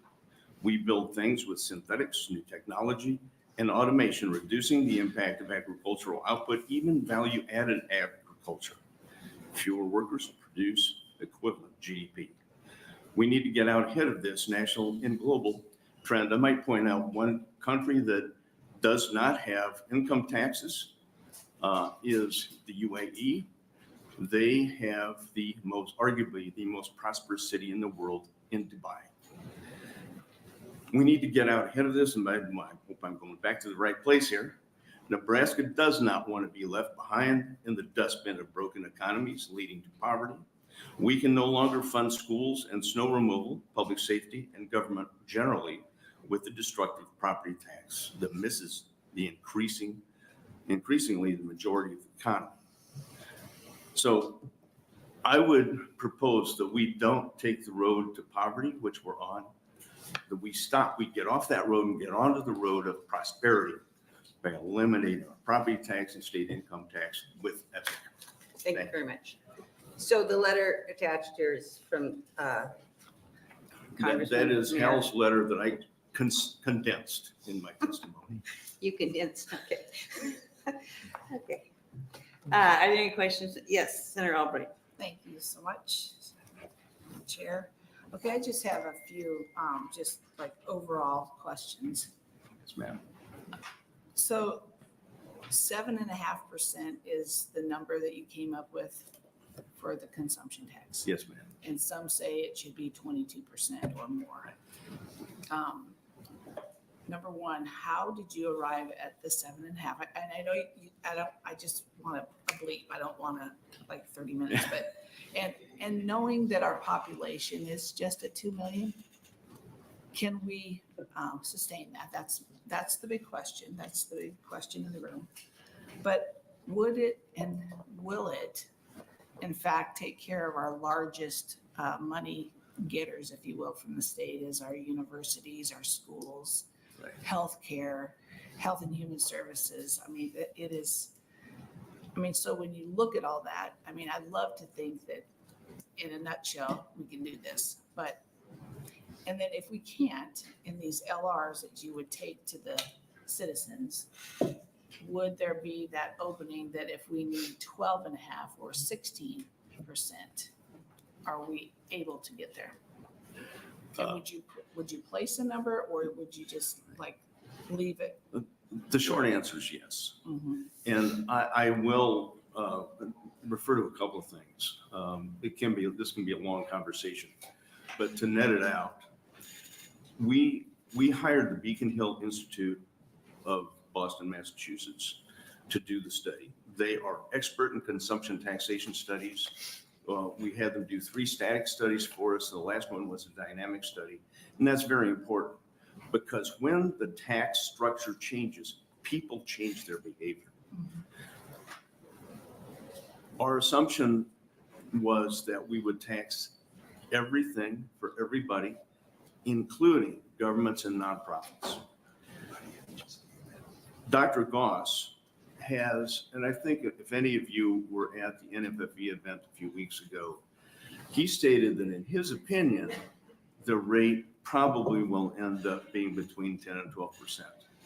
And you know what? I don't think, and I look at other consumption tax opponents that are set in their ways. They don't change. They don't admit mistakes, and we all make mistakes. And it's an argument within our organization. Should we or should we not tax nonprofits? Dr. Goss, I believe, was assuming, because he does not believe we can tax nonprofits. So his assumption, his stated estimate between 10 and 12% is, I'm sure, including nonprofits. Now, he did not take time to identify, the amount of spending nonprofits do and to really do this right. We need a study for that. And we are planning another study. For a number of reasons, depending on whether we succeed in this unicameral, this special session, or if we continue on another time. The big thing that people miss is the change in behavior.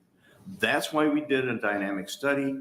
That study identified $27 billion of additional spending that people will do with the money they save from not having to pay to stay in their own homes or on their ranches or farms. That is real. It happens. People do change their behavior. And here's one other point too. Many or all of these taxes, because we're revenue neutral, are already being passed down from the manufacturer, the farmer, the rancher, the warehouser, or the retailer that have to pay these taxes. How do they recoup what they paid on taxes? Through the price of their products. That ends up at the retail cash register. So our contention is that this should not raise the bottom line price of any retail product, because those taxes are there. You just can't see them. And the term hidden taxes is not something we made up. That's a traditional term that's been around for decades. Okay, so and another, these are just things that I hear when I'm out and about. How many other states are considering this, and or how many already have it? And to that, I mean, they always say, well, geez, if it was that great, everybody would be doing it. I will go back to what Joel said. Who else has a unicameral? Now, I'm not a defender of the unicameral. It's not always possible. But it's not, but there are at least 6 states, and I believe there are more. The states that I mentioned in my testimony, North Dakota, Wyoming, Texas has been at it for a long time, and Florida. Who did I miss? Michigan. When you say they've been at it, are you saying that they have? I've been Property aware tax? they do not have, they still have their They're property working on it. tax. The Republican Party of Texas just adopted eliminating the property tax as part of their platform. But there have been proponents for eliminating the tax in the property tax in Texas. I think I found out about it in 2016. So there are people there that are passionate about getting rid of it. Actually, I can't remember the guy's last name now. Don Huffines is a former Republican gubernatorial candidate, is passionate. He has a foundation about eliminating Texas property tax. And more people are coming on board. As I hope the point that Al made and that I would like to make here, more and more states are getting on board because they understand that they will be more competitive without their property tax. Thank you, Senator Albright. Are there other questions from the committee? Thank you very much for being here. Appreciate it. Next.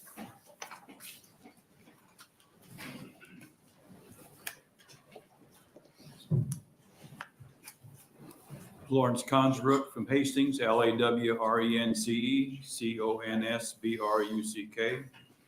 Thank you, committee, for hearing us again. This must be about the 3rd or 4th hearing on EPIC. I've been here every time, but I just want to use one small personal example. I bought my last farm in 2003, and by today's standards, it's cheap. But the property tax at that time was $18,000. I have the same land today, it's $60,000. The productivity of those farms, 1 or 2, 3%, it may have increased since 2003, but it has increased 300%.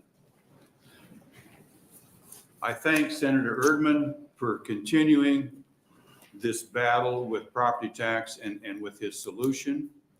I rub elbows. I was at the city council meeting Monday night with their initial budget proposal.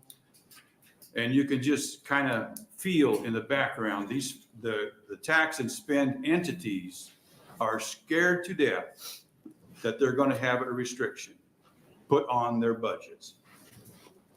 I spoke with a gentleman from the Nebraska Chamber of Commerce this spring, and he says, you have to go to your budget hearings and get these budgets knocked down. Those budgets are cooked and simmered before we ever get there. And if you dare ask a question, you're treated like a leper. And those budgets don't change. Thank you for hearing LB 16, and I support it. Thank you very much. Did you, you don't have to, and you don't have to answer this question, but did you say where you're from? I'm sorry. Hastings, You're from Hastings. Okay. thank you. Thank you. Are there other questions from the committee? Seeing none, thank you very much for being here.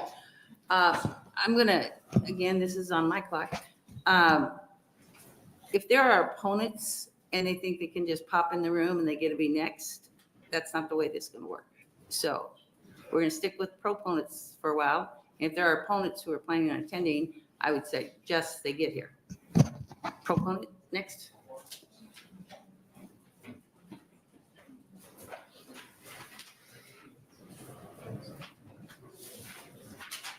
Good morning.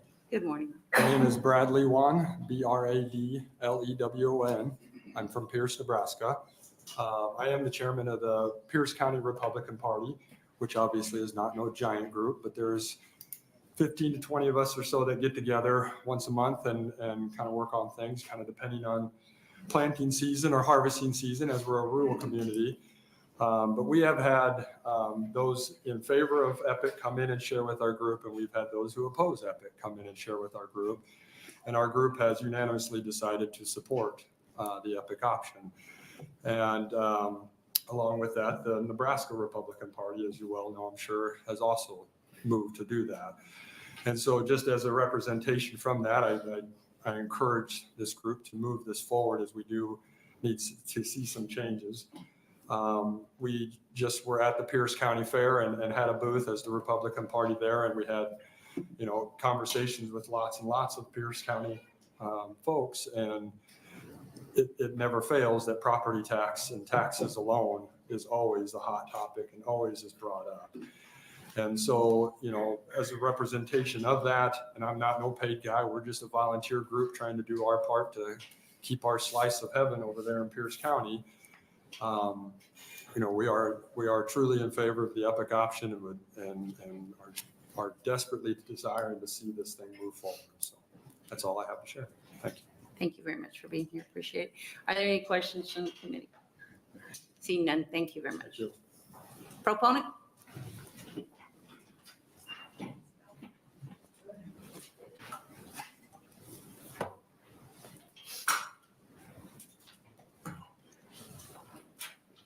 Hi.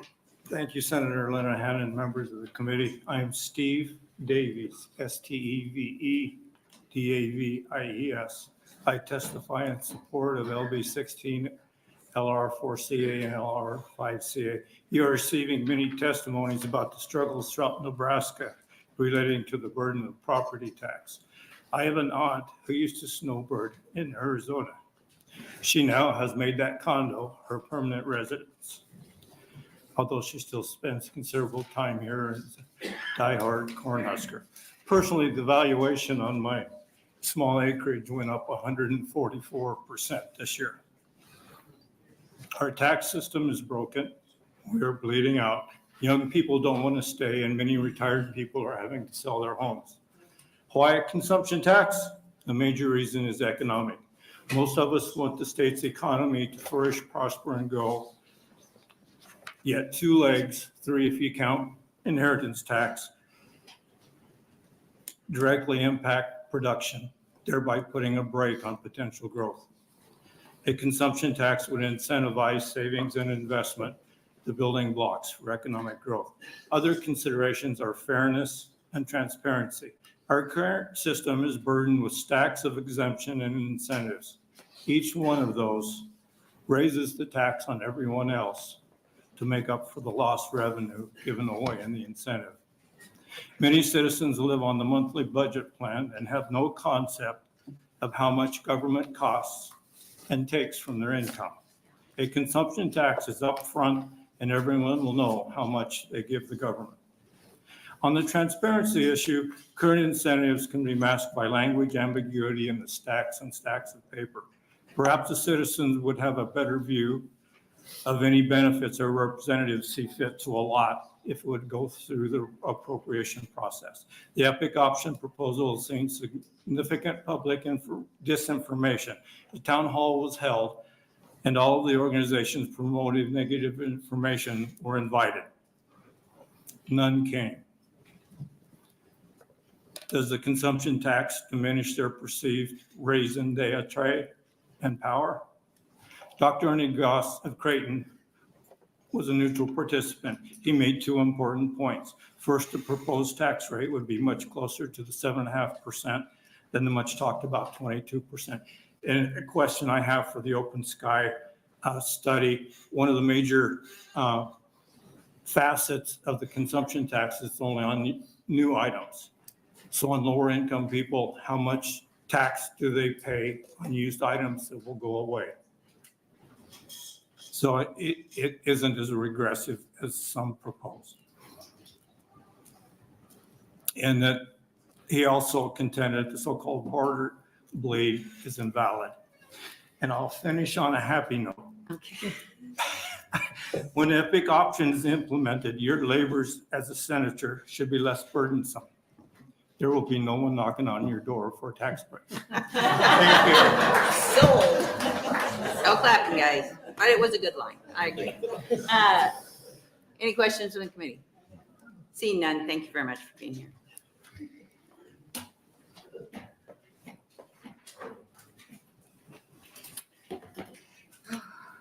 Good morning. Still is morning. That's nice.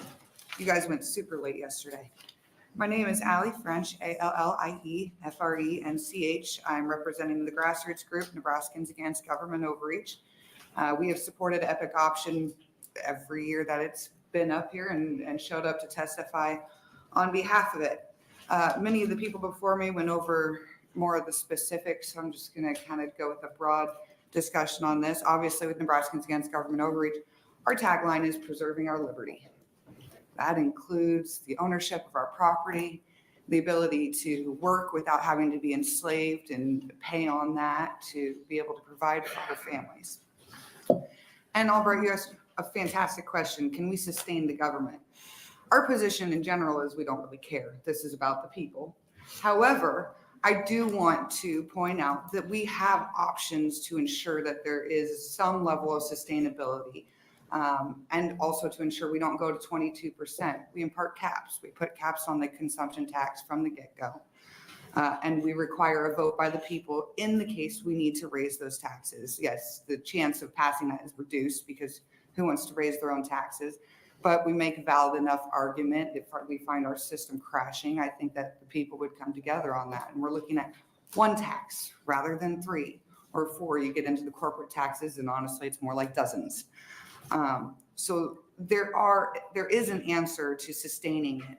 But at the end of the day, our position is that we care more about the people surviving. We care more about the people prospering than ensuring that the education system and healthcare system are flush with cash to buy hundreds of thousands of banners and materials and flyers to throw away at the end of the year so that they maintain their bloated budget and don't lose it from you guys. And it was a regularly asked question yesterday to many of the individuals who opposed or supported, it was on both sides. Do you ever attend the tax meetings? Do you attend any meetings, city council, school board? We can answer yes. We're there. We know what these people are spending. We know where the waste is. It's not rocket science. It's not confusing. And they don't need to have continued increases in budget. That was our one reason we aren't as supportive of LB1 as we are EPIC option, because there's no reduction in the areas where there is waste in spending. We all say both sides, no matter whether you support EPIC or you don't, both sides want to cut spending and eliminate exemptions. But it never ends up happening because we're too scared to cut in the places where it actually needs to be cut, where it would make the difference. So the wonderful thing about EPIC option is it takes that decision away from you guys. You now work within the confines of what is provided to you by the will of the people. And if we have a good, I mean, Nebraska is amazing. I know it was said several times yesterday, comparing us to Tennessee or South Dakota or Colorado. We don't have the Rocky Mountains or things like that, but we do have the #1 zoo in the world. We do have the College World Series. We have lots and lots of military families that come here. And if we didn't have crazy property taxes, they'd stick around. So I could go on all day long. I love discussing this topic, and I'll just end it with, please at least send it to the floor. Give us the opportunity to have this debated and open up the conversation for everybody. Thank you very much. Other questions from the committee? Seeing none, thank you very much for being here. Appreciate it.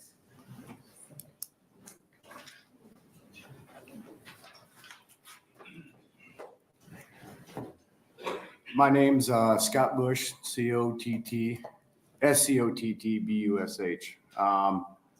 I'm a homeowner and a business owner here in Nebraska, so my testimony is sort of two-part. On the business end of what I do, I own a heating and air and refrigeration company. I provide service and new equipment installation to mostly commercial customers and some residential stuff. Right now, I pay taxes on my LLC for what the LLC makes. I pay income tax on what I pay myself as an employee of that LLC. I pay inventory tax or personal property tax, whatever you want to call it, on everything my business owns, every trailer, my duck lift, scissor lift I owned for several years, all my tools, all my parts. I haven't sold any of those parts to anybody. I didn't make any money on those parts, but I still get to pay tax on it because I have it. That's not really very fair. I have tools that I've owned for 10 years that I've paid tax on for 10 years. I'm paying you rent on the tools that I use to do the job that I make a living on every year. The truck I drive to do my job, I pay personal property tax on. I don't think you guys should be taxing me every year for stuff that I bought and own and use for my work. That's ridiculous. The same way it's ridiculous that people pay on a home that they bought and paid for and they own that. And they're paying you rent. And if they, don't pay, like that gentleman said earlier, 3 years, you're out. You sell their home for the value of the tax burden. I mean, that's ridiculous. And not only is that system broken, but the assessors' offices are so screwed up. I went in and challenged my assessment this year for the value of my property. I own 9 acres. 6 acres of that is a floodway for Checkland Dam. I can have no permanent structures on there or use that land for anything other than the value of nature that and I enjoy that. I take care of the land. I have 3 acres I can use. My land is valued at double the average value of an acre in Saunders County. Can somebody explain to me how that's possible on land I can't build on? That's crazy. My home evaluation has gone up over $100,000 in 2 years. There's no way my home is worth that much. If the state thinks my home is worth that much, or the county, they can write me a check for it right now. I'd be happy to move. I mean, come on, guys, this is where the system's broke. If you decrease the increase, they just increase the value of your home and get what they want anyways. I have a barn that's fallen down. It's rubble. They were charging me $9,000 in value for that building on my tax assessment. I have a hay barn that was built in probably 1960. They had on my evaluation, it was built in 2019. They were charging me $11,000 in value for that building. On my assessment, there's 8 appliances in my home that I don't own that were increasing the value of my home so they could charge me more taxes. So that's how the system's broke. I just want you guys to understand that. It's not one thing, but this is one solution that could probably fix most of those things. So please consider it. Thank you. Wait. Are there any questions from the committee? Did you say, are you next to a river? I'm right next to Checkland Lake, yes. It's an NRD, flood reduction project. I actually live on the berm pretty much. So the berm is there than my house. Are they valuing it as recreational property? No, it's not recreational property. No, I'm not saying. I don't know what they're valuing it at. Okay. It doesn't make any sense because it's property I can't use. Okay, this is, I have had discussions with the property tax people about recreation properties. I don't know, sometime in the last couple of years, it came up. So if you would, for the committee, I'd appreciate very much if you would ask your county assessor if they're valuing your land as ag or as recreational. Okay, I know that I have 2.71 acres of what they consider tillable agricultural land. Okay, The rest of it is not. okay. So what county are you in? Saunders. Saunders. Okay, thank you very much for being here. Thank you.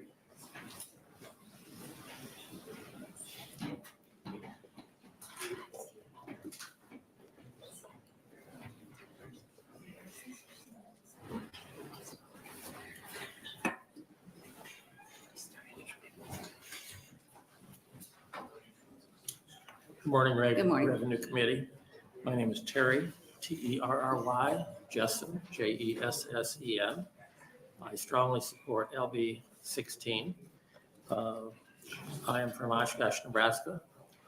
Why did I drive almost 400 miles one way for my 3 minutes? The reason is because this is the most important step to affect positive change for the next 60 years in the way that Nebraska funds the state and the first way to tax the people. Real estate taxes are paying for most of Nebraska government today, and that is just plain wrong. The three-legged stool can't stand on one leg, and that's what we've been trying to do. The farm that I was born on, and I still live on in 2023, the drought in 23 was extreme, but our taxes increased. Now in 2024, we had a great start to the year with dryland corn looking really great until the last 2 weeks of 100-degree days. But it looks like nothing will be harvested. But in addition to record high costs for seed, fertilizer, and chemicals, we're facing increases again in the 2024 taxes that we'll be paying next year. Nebraska's current system is extremely unfair. It's driving people from the state of Nebraska. Let's make Nebraska the leader in fair taxation by only charging consumption tax on new goods and services. The elimination of real estate taxes will eliminate 93 county assessors' offices. Hooray! The Department of Assessment goes away. Turk goes away. Much of our current collective bureaucracy goes away for collecting, my word is squeezing, the tax dollars out of us. This will allow us to lower our spending by about $1 billion a year. That's what we pay to squeeze the taxes out of us. Let's please move Nebraska forward, make Nebraska great again in terms of fair taxation. Living in a state with no property taxes, a state with no income taxes, a state with no inheritance taxes. Consumption tax is a fair tax. I've appeared before this committee several times over the last 8 years. Appreciate the opportunity to make our voice known. Thank you. Thank you for being here. Appreciate it very much. Are there any questions from the committee? Seeing none, thank you very much. Thank you, guys.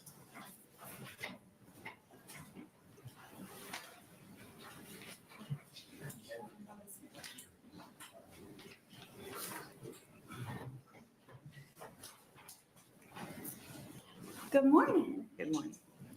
I'm Amy Coder, AMYCODR. And I want to preface by saying I am no expert. I don't have any special numbers for you. I'm just an average Nebraskan. And to be quite truthful, I'm not much of a public speaker either. This is actually only my second time ever giving testimony. My first time was for Senator Albright's heartbeat bill. I testified then because there's little to me that's more important than our future generation, and this tax system affects them. I fear, what we will leave them if we don't fix this broken system. So I thought I better be brave enough today to face this microphone. And I wanted to start off kind of by thanking all of you senators here. I know you guys, you get a bad rap a lot. with the way that our country is, you guys are an easy target, both, on the state and the national level, but I know it, you guys put in time, you put in effort, and you're human, and some of the targets and attacks that you get, it's probably hard to deal with. Not saying that all of those attacks and all of the frustrations aren't warranted a lot of times, especially at the national level. But I choose to believe that you guys wouldn't put yourself in that position if you didn't love your state and if you didn't love your country. A country founded by we the people, a country that is for we the people. So today I want to encourage you to see this bill out of committee because, make no mistake, we the people want EPIC. Lobbyists and special interest groups aside, we the people want this. So thank you. Thank you very much. Just a second. Are there any questions from the committee? Seeing none, thank you very much.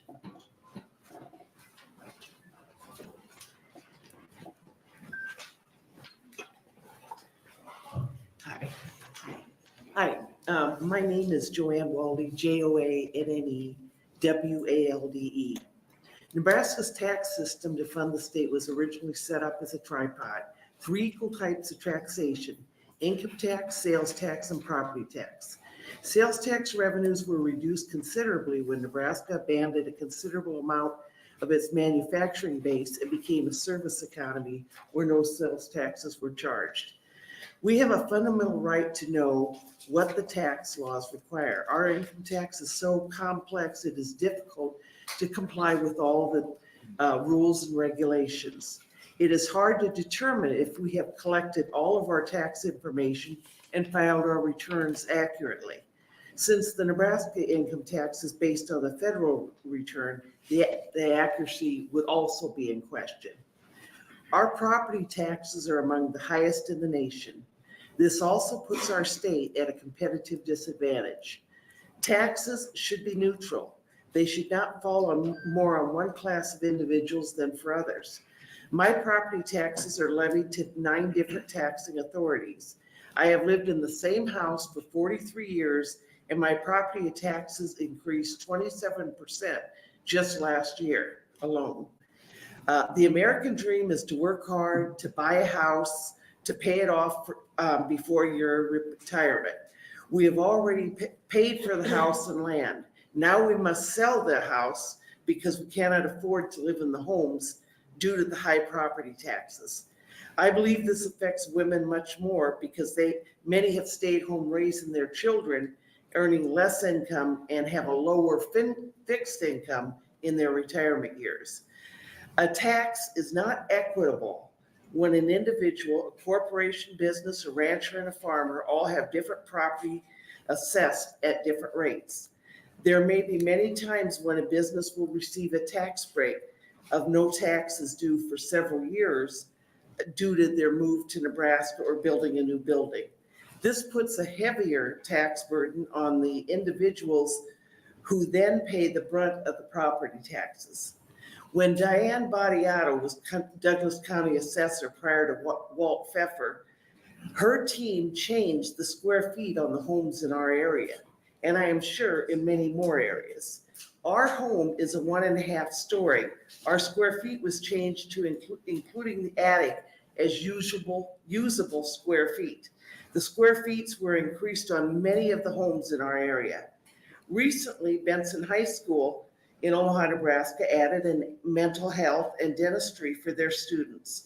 Who is paying those taxes? Are they going to be paid out of our property taxes?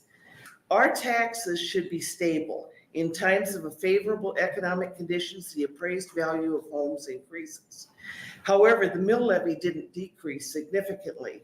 Then, in the following years, the value drops, the mill levy increases. This makes it very difficult for homeowners and is not reliable. Lawmakers owe citizens and businesses a simple and understandable tax code. Taxes should be efficient.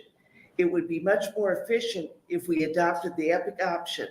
We would eliminate all property, income, inheritance, and sales taxes, and have a consumption tax on goods and services only. Okay. No consumption tax would You be need to wrap charged on food and groceries or used goods. Thank you very much, Ms. Wilson. Are you from Omaha? Yes, I'm Omaha, Nebraska. Thank you. Are there other questions from the committee? Thank you very much for being here. Thank you. I'm gonna ask something. You don't have, to. All we need is your name for the record. That's all we need. But I think it would kind of show this as a statewide thing if you were willing to say where you're from. You don't have to, but if you're willing to, it'd be nice. Omaha, Nebraska. Okay.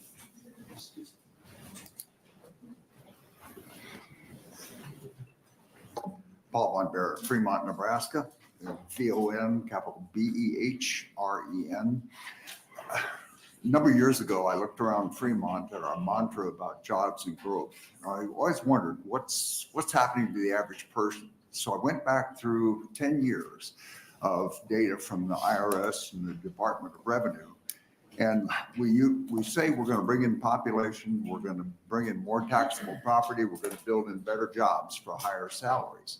I looked at that over 10 years, and the short story was no population growth. Our taxable property that we were going to bring in was largely deferred by TIF.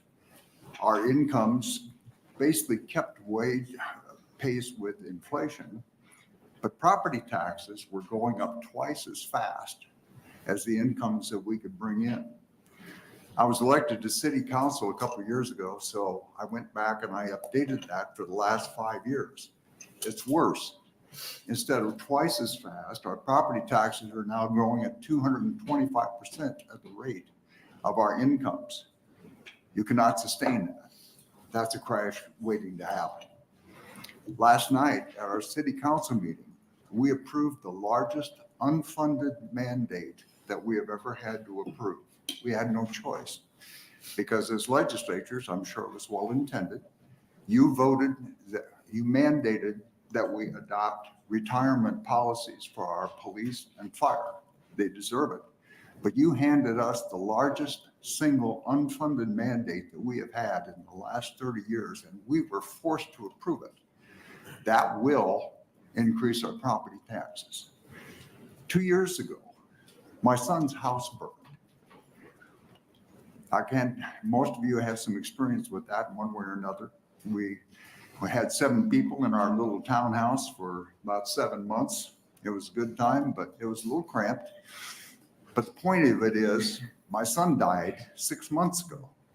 He left a wife with 3 teenage children, and they now lost their primary income. Amy is frugal. She's doing what she can to survive. All 3 kids have jobs. But last month, the county sent her a letter that said, oh, by the way, we're increasing your property taxes 50%. And you can either pay that, we've appealed to the county, or we're going to take your home. Those are statements that are made by people who own your property. Those are not statements of a state that cares about people. What's being done here, it's none of your fault, but it's all of your responsibility. What's being done here is the power and the privilege that has been taken 60 years ago. 70% of what we taxed is now not taxed at that time. That power and privilege is being used against Nebraskans for the sake of the Chamber of Commerce, the lobbyists that are here, the politicians who use it for their own power and privilege. What I'm asking you to do in EPIC is to stop and think about, I'm sure every one of you is here because of what you believe you were doing for Nebraska.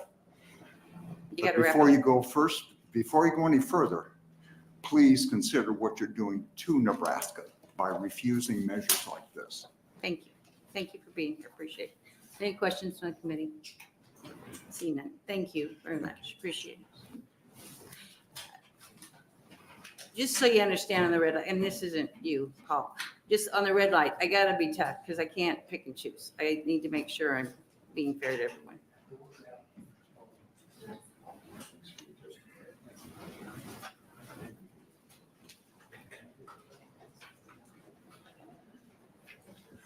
Good day, Senators. My name is Lance Klanetsky. I'm from Chapman, Nebraska. My name is Lance. K is in Kilo, L is in Lima, A is in Alpha, N is in November, E Echo, C Charlie, K Kilo, Y Yankee. I'm here to testify in favor of EPIC. I believe it was Aristotle that said that all wealth derives from the land. In a virtual world, I would say all real wealth derives from the land. If that wealth is something that can be taken away from the landowner, then it isn't his. If it can be taken away by taxation, by non-payment of taxation, essentially that land belongs to the state, not to the individual. We need to look at this as a moral question. We need to look at the fact that my great-grandfather, when he came here, he homesteaded the land north of Farwell, Nebraska, and there was no property tax on the land at that time. That property tax was placed essentially without any recompense. It's just something that has been assessed on the land since property taxes began. That violates our secular religion of constitutional government. That is, it violates the Fifth Amendment. It takes away without redress. And that is the moral question that I want to pose to this, and one that should be on the consciences of everyone who sits and debates this issue. Thank you very much. Any questions? Thank you very much. Are there any questions from the committee? Seeing none, thank you very much for being here. Appreciate it.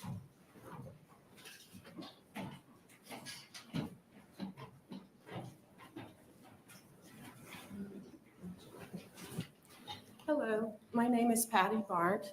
I live in Mullen, Pattibarnt. I'm just going to tell you of my personal experience with property taxes here in the state. I was a third generation Sandhill rancher. My grandfather homesteaded our north of Paxton in the early 1900s. He died during the Dust Bowl years. At that time, my father dropped out of school at 14, herded turkeys on horseback and broke horses, and my grandmother taught in a one-room country schoolhouse. And they managed to keep the homestead, and over the years, my father bought more property and acquired enough to run cattle. And he always complained he was paying more taxes than what he had purchased the property for to begin with. When my father died in 1994, thank God he had the property set up in a trust, so I didn't have to pay all the inheritance taxes. And I would have had to sell the ranch at that time. And I know personally people who have had to sell their properties and their family ranches to pay the inheritance tax. Taxing a person's legacy left to the family is downright shameful. Sorry. In 2011, I had to make the difficult decision to sell the ranch, which had been in my family for almost 100 years. The major deciding factor was an increase in property taxes. I was paying almost as much for property taxes as I was for hay and feed.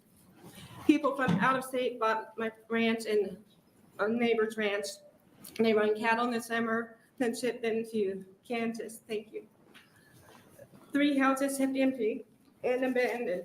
How does that benefit the local community? 3 households who are paying utilities, buying groceries and household goods, buying feed, supplies, using local veterinarians and mechanics. I moved to Alabama because of their lower income. I am here to represent all the family-owned ag operations who have been taxed off of our land, who had to find a new way to live, a new place to live, sell our livestock, and live the only lifestyle we have ever known and wanted. Selling my ranch was the hardest thing I've ever had to do. And I am just here to say that the tax system now has created a vicious cycle. The productivity of the land doesn't change. So why do our taxes have to keep going up? And if we don't do something now, there isn't going to be future farmers and ranchers in this community. And the family farmers and ranchers are the ones who conserve the soil and water and food security instead of all these foreign entities and outside corporations coming in and buying our property. So please move this to the floor and be debated and get this on the ballot in November so others don't have to go through what I have. Thank you for your time. Thank you for being here. Appreciate it very much. Were there any questions? No. Thank you.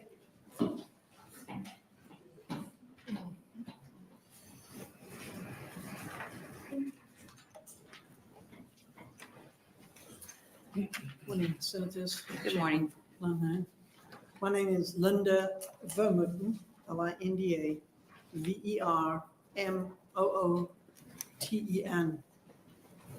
I want to begin by asking the question, what is our state motto? The land of the good life, is it not?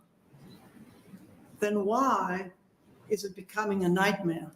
We've heard testimony after testimony after testimony today.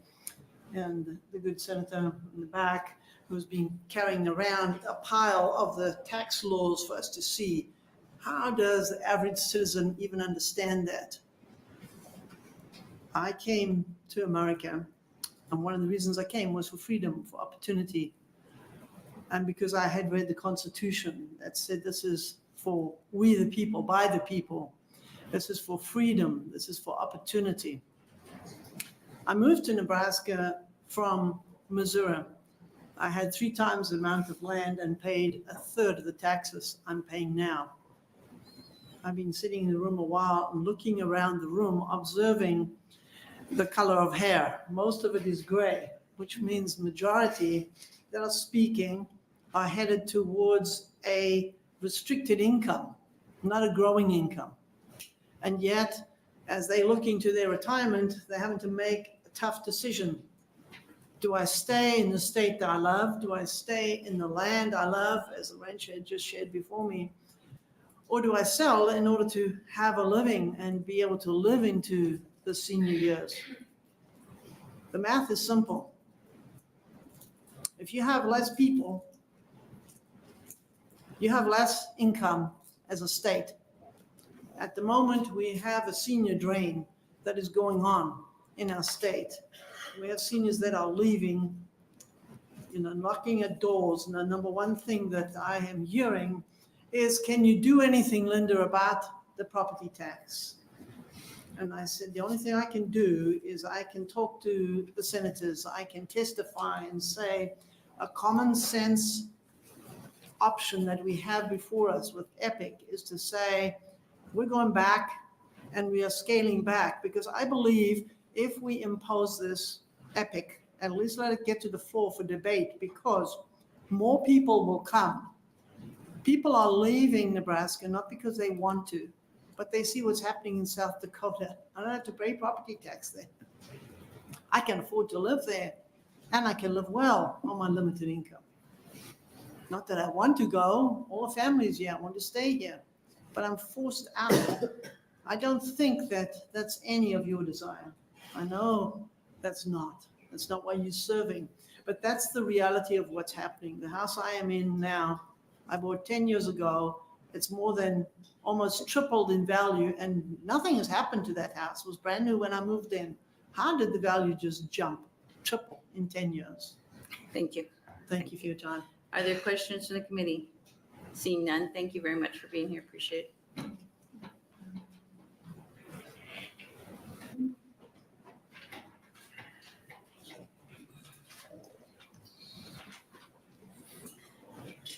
Before you start here, do we have opponents that have come? Okay. My name is William Swenson, William Swenson. 50 years ago, my father paid off his mortgage, and I was talking to him a little about it and congratulating him. He said, no big deal. My property taxes are more than my mortgage payments ever were. I feel property taxes unfair and unconstitutional tax. Our forefathers came to this country to be free, and we, as we've heard many times this morning, we really don't own our property. We're just paying taxes, paying the rent on it. With EPIC option, you can choose to pay the tax when you make a purchase, such as a new car, or when you have someone provide a service such as tax preparation. So you have an economic choice to make. With property tax, the county can take away the property from me for no payment. And that was the biggest issue that made me become a proponent of Epic Option. On the Epic Option website, there's a calculator, and I did an estimate of my taxes, and my taxes would go down to about my total tax bill, not just property tax. Total tax bill would be about a third of what I'm currently paying by that calculation on their website. Some opponents have said that there's a 22% rate is what should be the rate. As Ron Rovar said, he's estimating 7.5. I'd be willing to pay that 22% rate if I had the knowledge that that property could not be taken away from me, because it'd be the same, basically the same rate I'm paying now. I have two children that live in Tennessee. They own property comparable to my own, and they pay in 1 year what I pay in a month in property taxes. Cass County GOP is, to my best of my knowledge, is unanimously supports the Epic Option, and we have a roster of approximately 96 people. Senator Clements, I love that man, is in favor of the Epic Option. I appreciate the governor's plan to lower taxes. I think that's a step in the right direction. I'd like to see Nebraska make a leap in the right direction and consider having the Epic Option as our tax system. Thank you for this opportunity to speak this to you this morning. Thank you for being here. Thanks. Are there any questions from the committee? Thank you very much for being here. Appreciate it.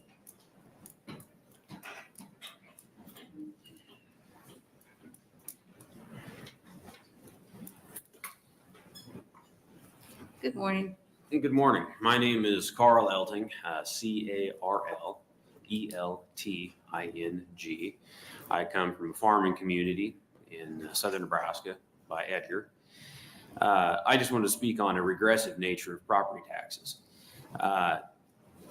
Take a home, for example. You have a house. The homeowner has the house paid off.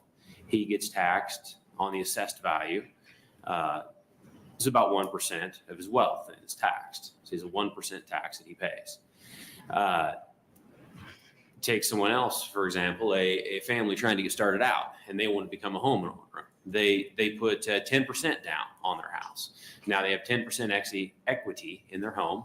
They still have to pay that 1% of the assessed value. Well, that's not a 1% tax on their wealth. That's a 10% tax on their wealth. So someone who's established, someone who has their wealth established, it's 1% tax. To someone trying to build equity in a home, property taxes, they have to pay 10 times to try to build up to that level. Someone in the Epic tax system, the consumption tax system, once they've already established that level, they're paying their 1% on their wealth and the property tax, however it is. They're established, they have their wealth, they can go buy a steak dinner, they can pay their consumption tax on that. They can go buy their new car, they can pay their consumption tax on that. The individual, on the other hand, the family is trying to start out, trying to put down that down payment, trying to build equity in that home. They can go ahead and avoid paying taxes. They can drive a used car. They can go get clothes from Goodwill. They can go buy their groceries and take them home. They don't have to pay taxes on those things. That gets the burden of the taxes off the people they're trying to build their equity and get started. And that's just what I wanted to mention, was the regressive nature of that for you today. Thank you. No, thank you. Are there any questions from the committee? I do. No, wait, I have a question. Because you're bringing up a point that no one else has brought up, and I think it's significant. So if I buy any property, whether it be a ranch, a farm, a house, a warehouse, and I owe 80% to the, whoever I borrowed the money from. We're not taxing wealth, are we? Well, we're taxing on the taxing- assessed value. We're taxing And debt. so their equity, even though the equity is less, for someone who's trying to buy a farm, a house, something like that, they're taxed at a far higher rate. If they've only got 50% equity in their farm, they're being charged double by rate what the person has paid off for. So it's very anti-growth. It's hard to grow, especially if you're small. If you've got one quarter, you're trying to add a second one. If you have one home and you want to add a rental.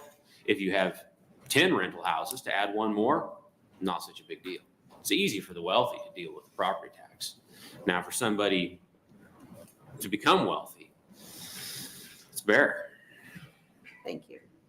Thank you for being here. Next, proponent.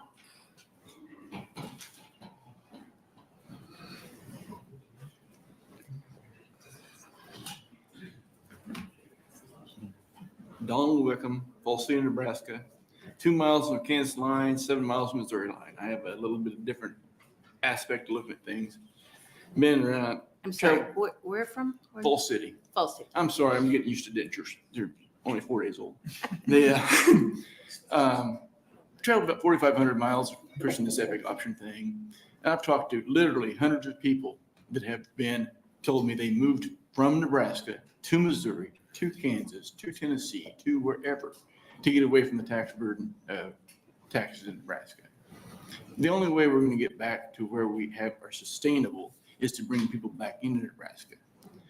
I work in Kansas for a multi-million-dollar company. We build stuff for Tesla. We build stuff for SpaceX. We build stuff for anything. If you've eaten today or drinking any pop, you've probably had something that went through a filter that I've made.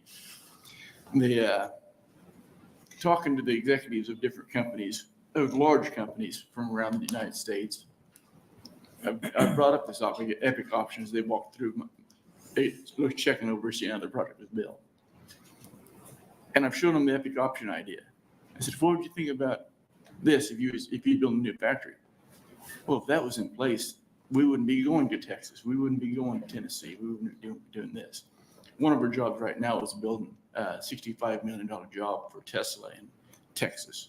And another one is a Panasonic job, our part of it is a $120 million job going to Kansas City, Kansas. They're building an $850 million battery plant down there. 1,500 jobs coming in. If we could have had that here in Nebraska, if we'd had this in place, it would have been a very lucrative idea to pull them into Nebraska. I was looking this morning as I walked in the door, and I took a picture of it just so I remember it here. But on top of the steps, it says the Salvation of the State is Washington and Citizen. I think we have a pretty good crew here. You can see that our citizens are concerned about this deal. We need to get this pushed on through. Thank you. Yeah. Thank you very much. Can you spell your name? I go by DJ Wickham, Wichkham. Okay, that's good. Thank you. DJ. Next proponent.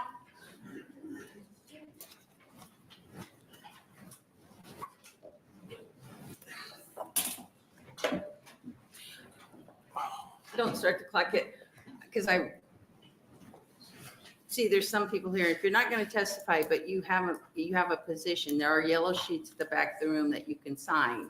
And it will be part of the record. So I just don't want anybody here that has a position to leave and not sign the sheets. Thank you. Thank you.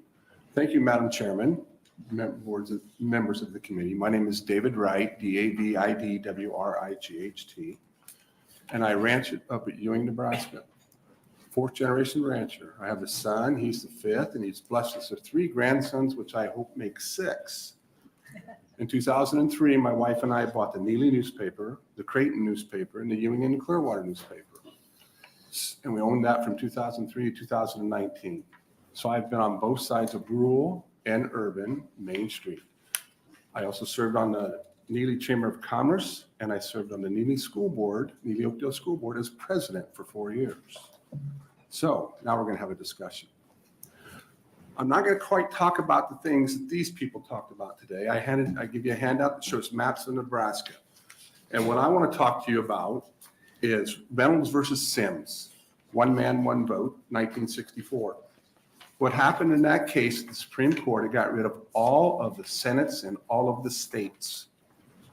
They all became based on population. They're no longer based on an area or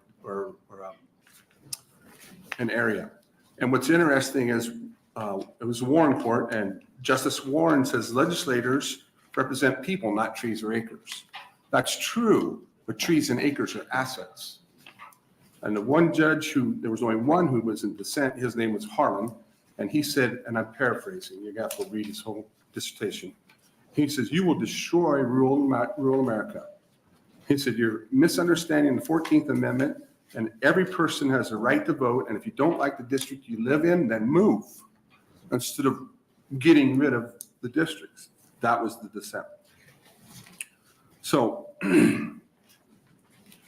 like I said, all right, so if you look at these maps, you see 1942, you will see that Lancaster County had 3 representatives and Douglas County had 7. We had a Senate. These were all Senates back then.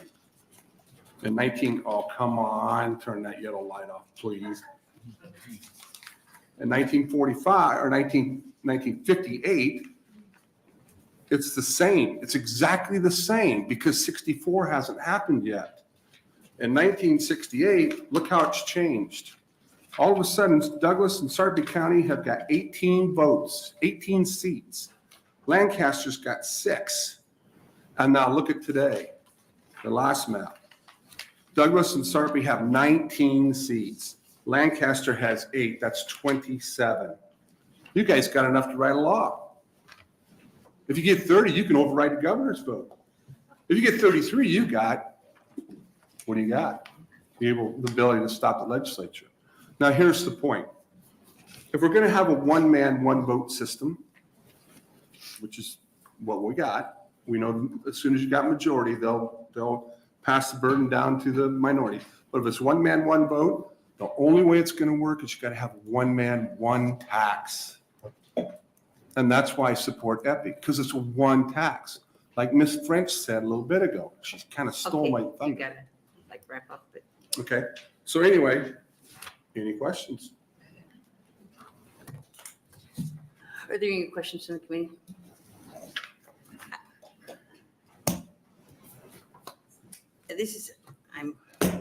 Thank you for doing this. It is an issue.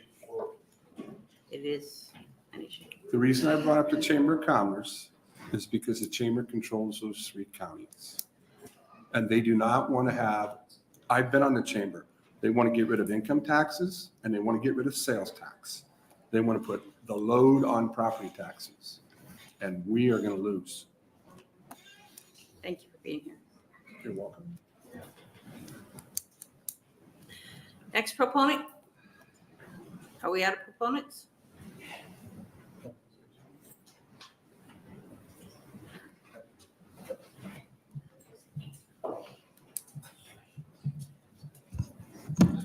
Good morning. Good morning. Jim Dinklage, J-I-M-D-I-N-K-L-A-G-E. I'm here to testify again in support of Constitutional Amendment 4, 5, and Legislative Bill 16. The present Nebraska property tax laws are leading to the destruction of Nebraska's greatest industry, agriculture, family farms. Ever increasing taxes led to the sale of the first Dinklage homestead in America, established by a German immigrant, my great-grandfather, John Dinklage. His grandson, my dad, along with my mother, ended up selling the homestead because they could not afford the increased land taxes, healthcare costs, and debt of interest rates. My great-uncle Fritz, twin brother to great-grandpa John, came to America and also settled in Nebraska with his brother's help. One of his sons, Louis Dinklage, left a legacy of being one of the largest feeders in America, owning feedlots, partnering on millions of cattle. Upon his death, the Louis and Abby Faye Dinklage Foundation was established, where money and his assets was to be used by the communities in Cumming County. That foundation today is also selling assets because of high taxes. Today, my wife of 50 years and I live and work on a ranch in southwest Knox County. I'm 76 years old and in good health to run the ranch. I take in cattle for the summer. 17% of the income generated by the ranch goes to pay land property taxes. Those taxes do not include what we pay on personal property and vehicle taxes. In comparison, we have land in Iowa we rent out. Taxes on that land are only 9% of the income it generates for us. And those taxes are going down. Iowa's going to eliminate property taxes. I have received my latest land valuations for taxing purposes. The average valuation increase is 20% higher. I talked to our county assessor to find out why. Unknowing to me, Knox County had 13 grassland parcels sell for the average of $3,700 an acre. This price is unrealistic if you understand how much land it takes to run a cow. Even if the county levy stays the same, my taxes are going to increase 20% because someone buys land for other uses besides livestock. Is this fair to landowners who make their living from agriculture? In closing, if you've read the amendments, I hope you understand their intent. It gives equity to the citizens and taxpayers of Nebraska. Please approve them and let the voting citizens of Nebraska decide their fate by ballot. Thank you. Thank you very much for being here. Other questions from the committee? Senator Von Killer. Yeah, thank you for being here today. The pieces that sold, do you know what function they were using that land for? Well, you say $3,700 an acre? On the statement that she sent me, it's called grassland. But one of those, and I tried to do some investigating before my pink slip ran up, but I never had time to get it done. But my neighbor came to me. We have a piece of property that is 2 miles to the north of me that burned out 2 years ago. There's nothing left, but the grass is coming back some, but it's burned out cedar trees. They give $2,200 an acre for that ground, and they come from Omaha. And those gentlemen went to my neighbor and offered him $6,000 an acre for his ground just south of that. So likely recreational use.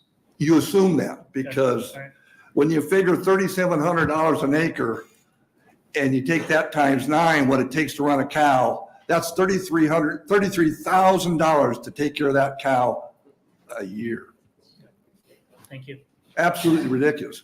But it's a free country. But I don't like the effect it's doing on me.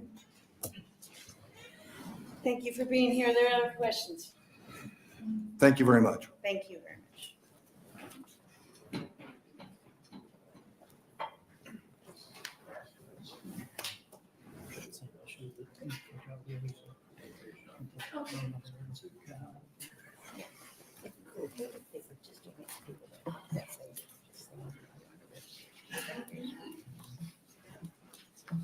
Good afternoon, or not quite. It's not afternoon yet.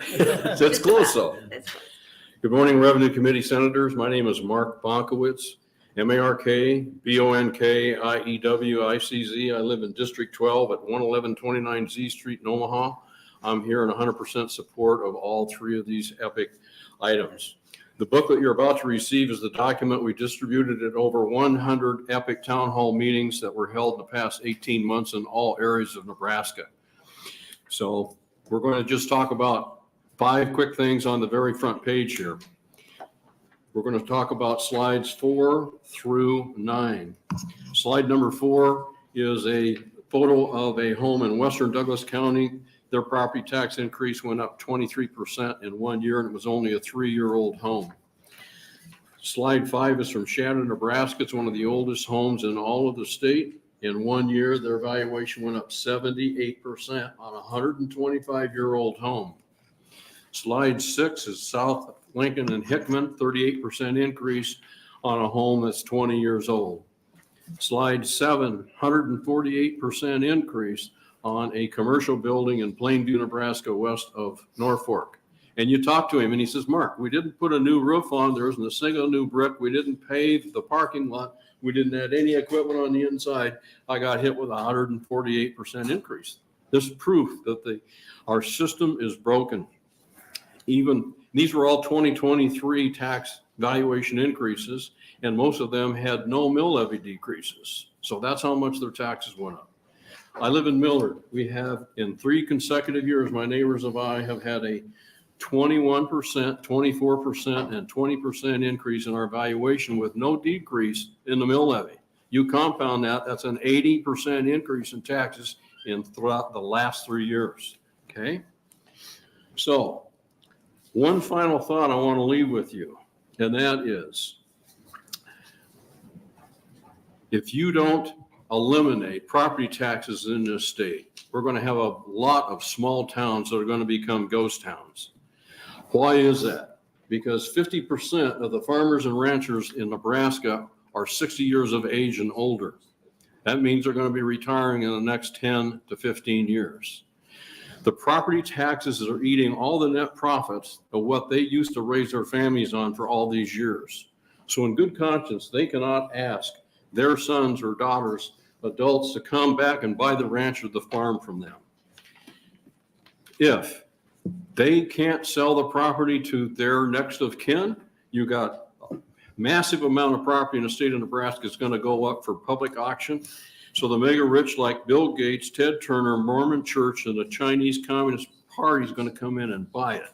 And when they buy that land, they don't buy their inputs for seed, fertilizer, equipment, and fuel from local business. They buy it on a national contract. That means that current agribusinesses like Norders, Trotters, Titan, Acres, Platte Valley, Century Equipment will close, and those families will move. You will have no need for small public schools. Thank you. Thank you. Are there questions from the committee? Seeing none, thank you very much.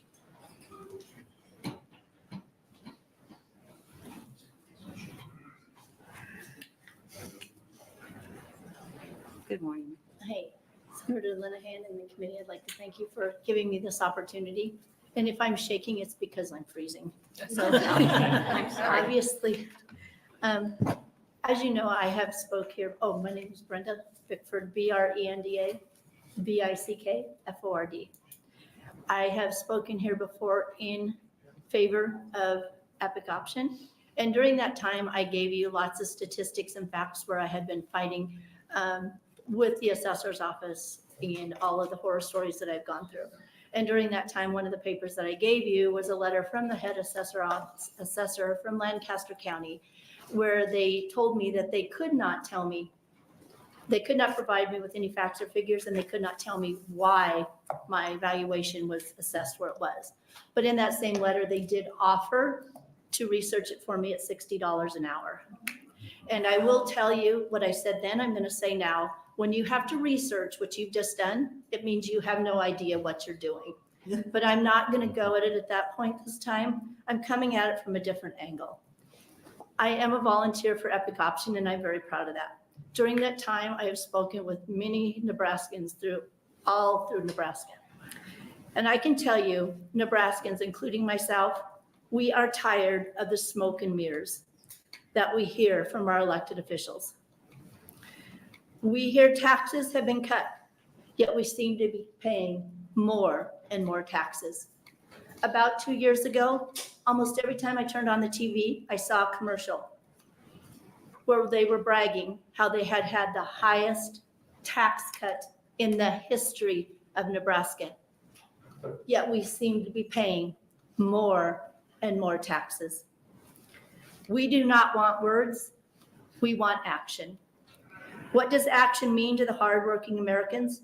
Those that elected you, those that you work for, and those that you promised to represent. Action means they do not have to pay more taxes. They do not want to lose their homes.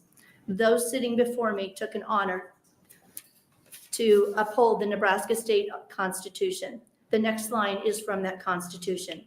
All persons are by nature free and independent and have certain inherent and inalienable rights. Among those are the life, liberty, and pursuit of happiness.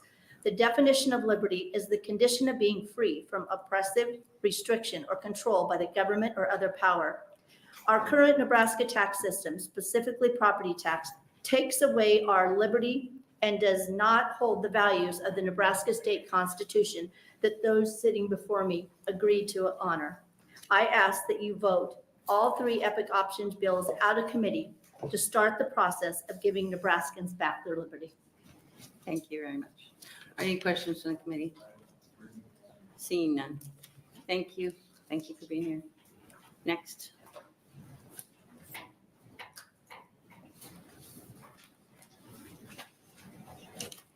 Good morning.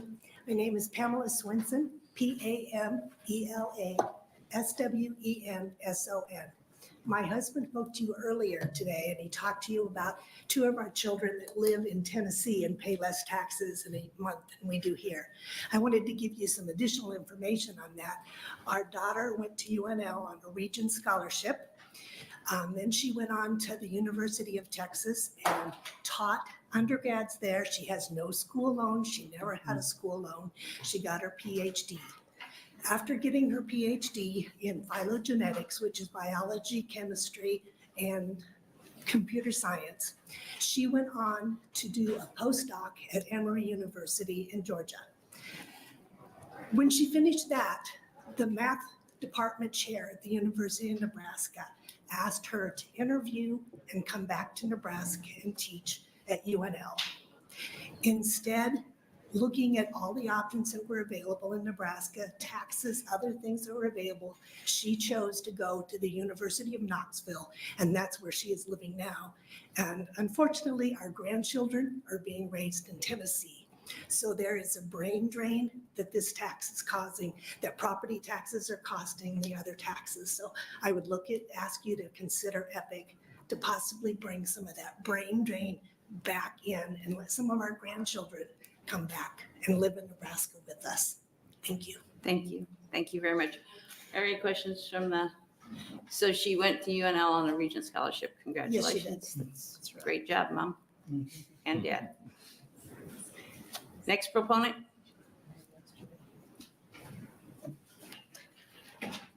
Don't be shy.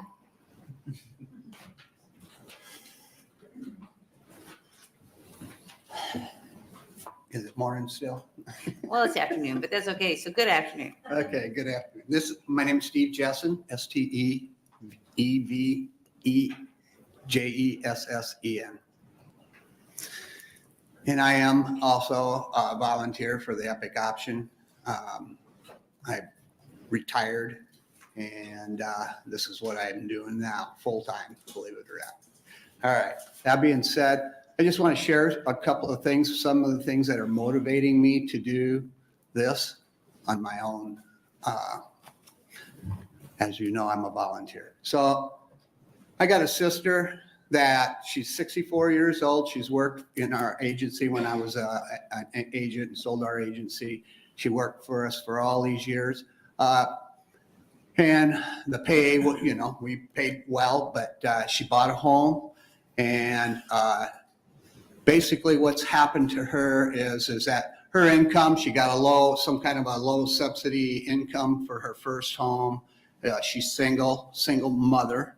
And basically what happened is that I can't tell you exactly the number that she paid for her home, but through the process of her home ownership, what's happened is that she had a loan, and every, so many years, the property tax has continued to escalate to the point to where she can't make the payment no more. So what does she do? She has to go back, refinance her home, and try to get the payment back down to where she can afford the payment. Otherwise, she goes without. And I'm finding out my sister is going out without all kinds of things now, food, everything, just because her property taxes are reaching. She actually owes just about as much as she paid for the home currently. So she's been paying for 15, 20 years on her home and still is not making no headway, because every time the property tax goes up, it taxes her out of her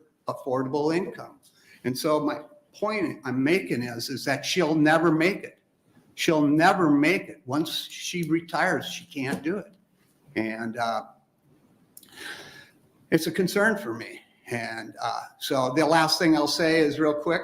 I got a 29% increase on my property in Norfolk, Nebraska is where I'm from. I went and contested my property tax, walk in, I get my note says to me that the burden of proof is on me. I have to walk in there and tell them why my property ain't worth that much. That's the only way, that's the only recourse I have. How is that fair? Who would want to do that? I walk in and say, I don't know how you can justify this. They don't have to justify anything. How is that fair to a taxpayer? We have no recourse. Thank you. Thank you. Other questions from the committee? Seeing none, thank you very much. Next. Are we out of testifiers? Okay. How many more do we have? It's fine. We can, I don't care how many hands go up, but how many more, just so we have. Okay, thank you. Good day. Hi. I'm addressing the senators here as a very important part of my discussion. I'm Earl Visser, Lincoln, Nebraska, resident for 50 years.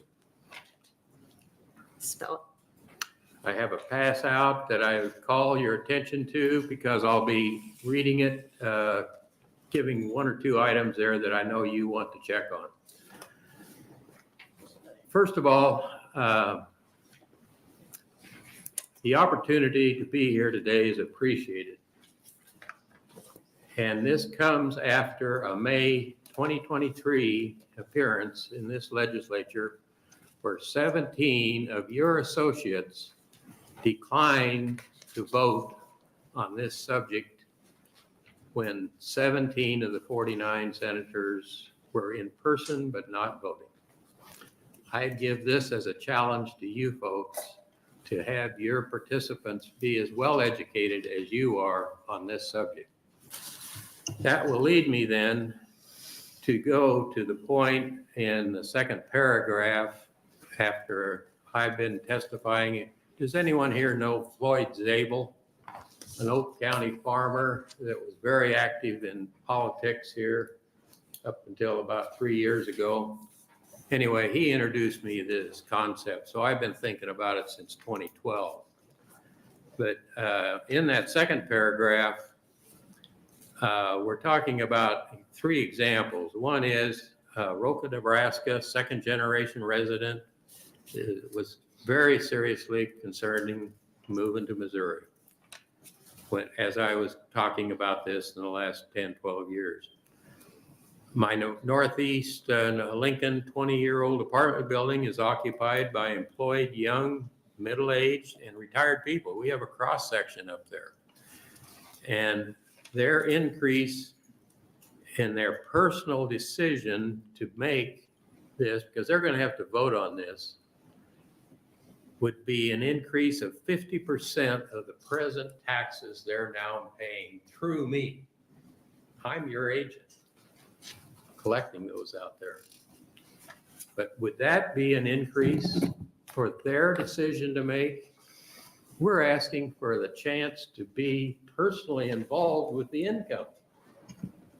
We know we're losing it by withholding tax right now to the federal government. Why does the state want to be part of that type of thing? Now, this C item is directly relating to what I realized happened when we received the gift on December 15th, 2021, when the law was changed to rebate a percentage of the property tax. Let's talk about laundering my personal cash flow. Okay, you're gonna have to get your red lights on. Go ahead. Now, Give you you one. have it in front of you. I thank you for your acceptance of this as a personal responsibility of this committee. Thank you very much. I need you to spell your name. Visser. And the first name is Earl. Earl. E-A-R-L. Okay. Thank you very much for being here, Mr. Visor. Next proponent.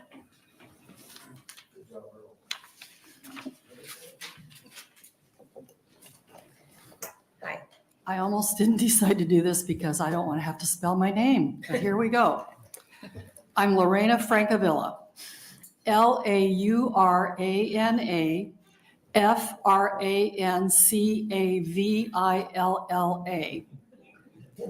Had I known I'd have to do this, I probably wouldn't have married my husband. But you've had practice, I can tell. I am going to be brief. I really wasn't planning on speaking. But I feel like I have to make a statement on behalf of senior citizens. I'm 71 years old. I'm a retired attorney, and I'm also the president of the board of the Norfolk Senior Center. I would say it's one of the largest senior centers in the state. I would say that our average individual that comes is a widow in the 80 range, probably 85. We have some that are 95. We have a lot of older widows. Our center brings so much joy to them, and it brings a lot of joy to me too. But I talk to these people because I play cards with them all the time. I do things with them, and I fall in love with all of them. But I see the struggles that they are having because of their property taxes going up. Believe it or not, the people that come to the center are still independent. They own their own homes. They pay taxes, property taxes. They still cook. They still drive, even our 95-year-old. And I hear their stories about, I can't pay my property taxes anymore. What am I going to do? I can't pay the insurance bill on my home because when the value of your house goes up, your insurance rates go up. And I'm in the same boat. We commiserate with each other, but I get so frustrated because there's nothing I can do to help them other than to come and speak to people like you, which we appreciate your service so much, by the way. You've got a really tough job, and I'm glad it's not me. I just want to encourage you to vote to send this to discussion at the legislature. Thank you. Thank you very much. Just a second. You said you were a retired attorney? That's correct. That's good.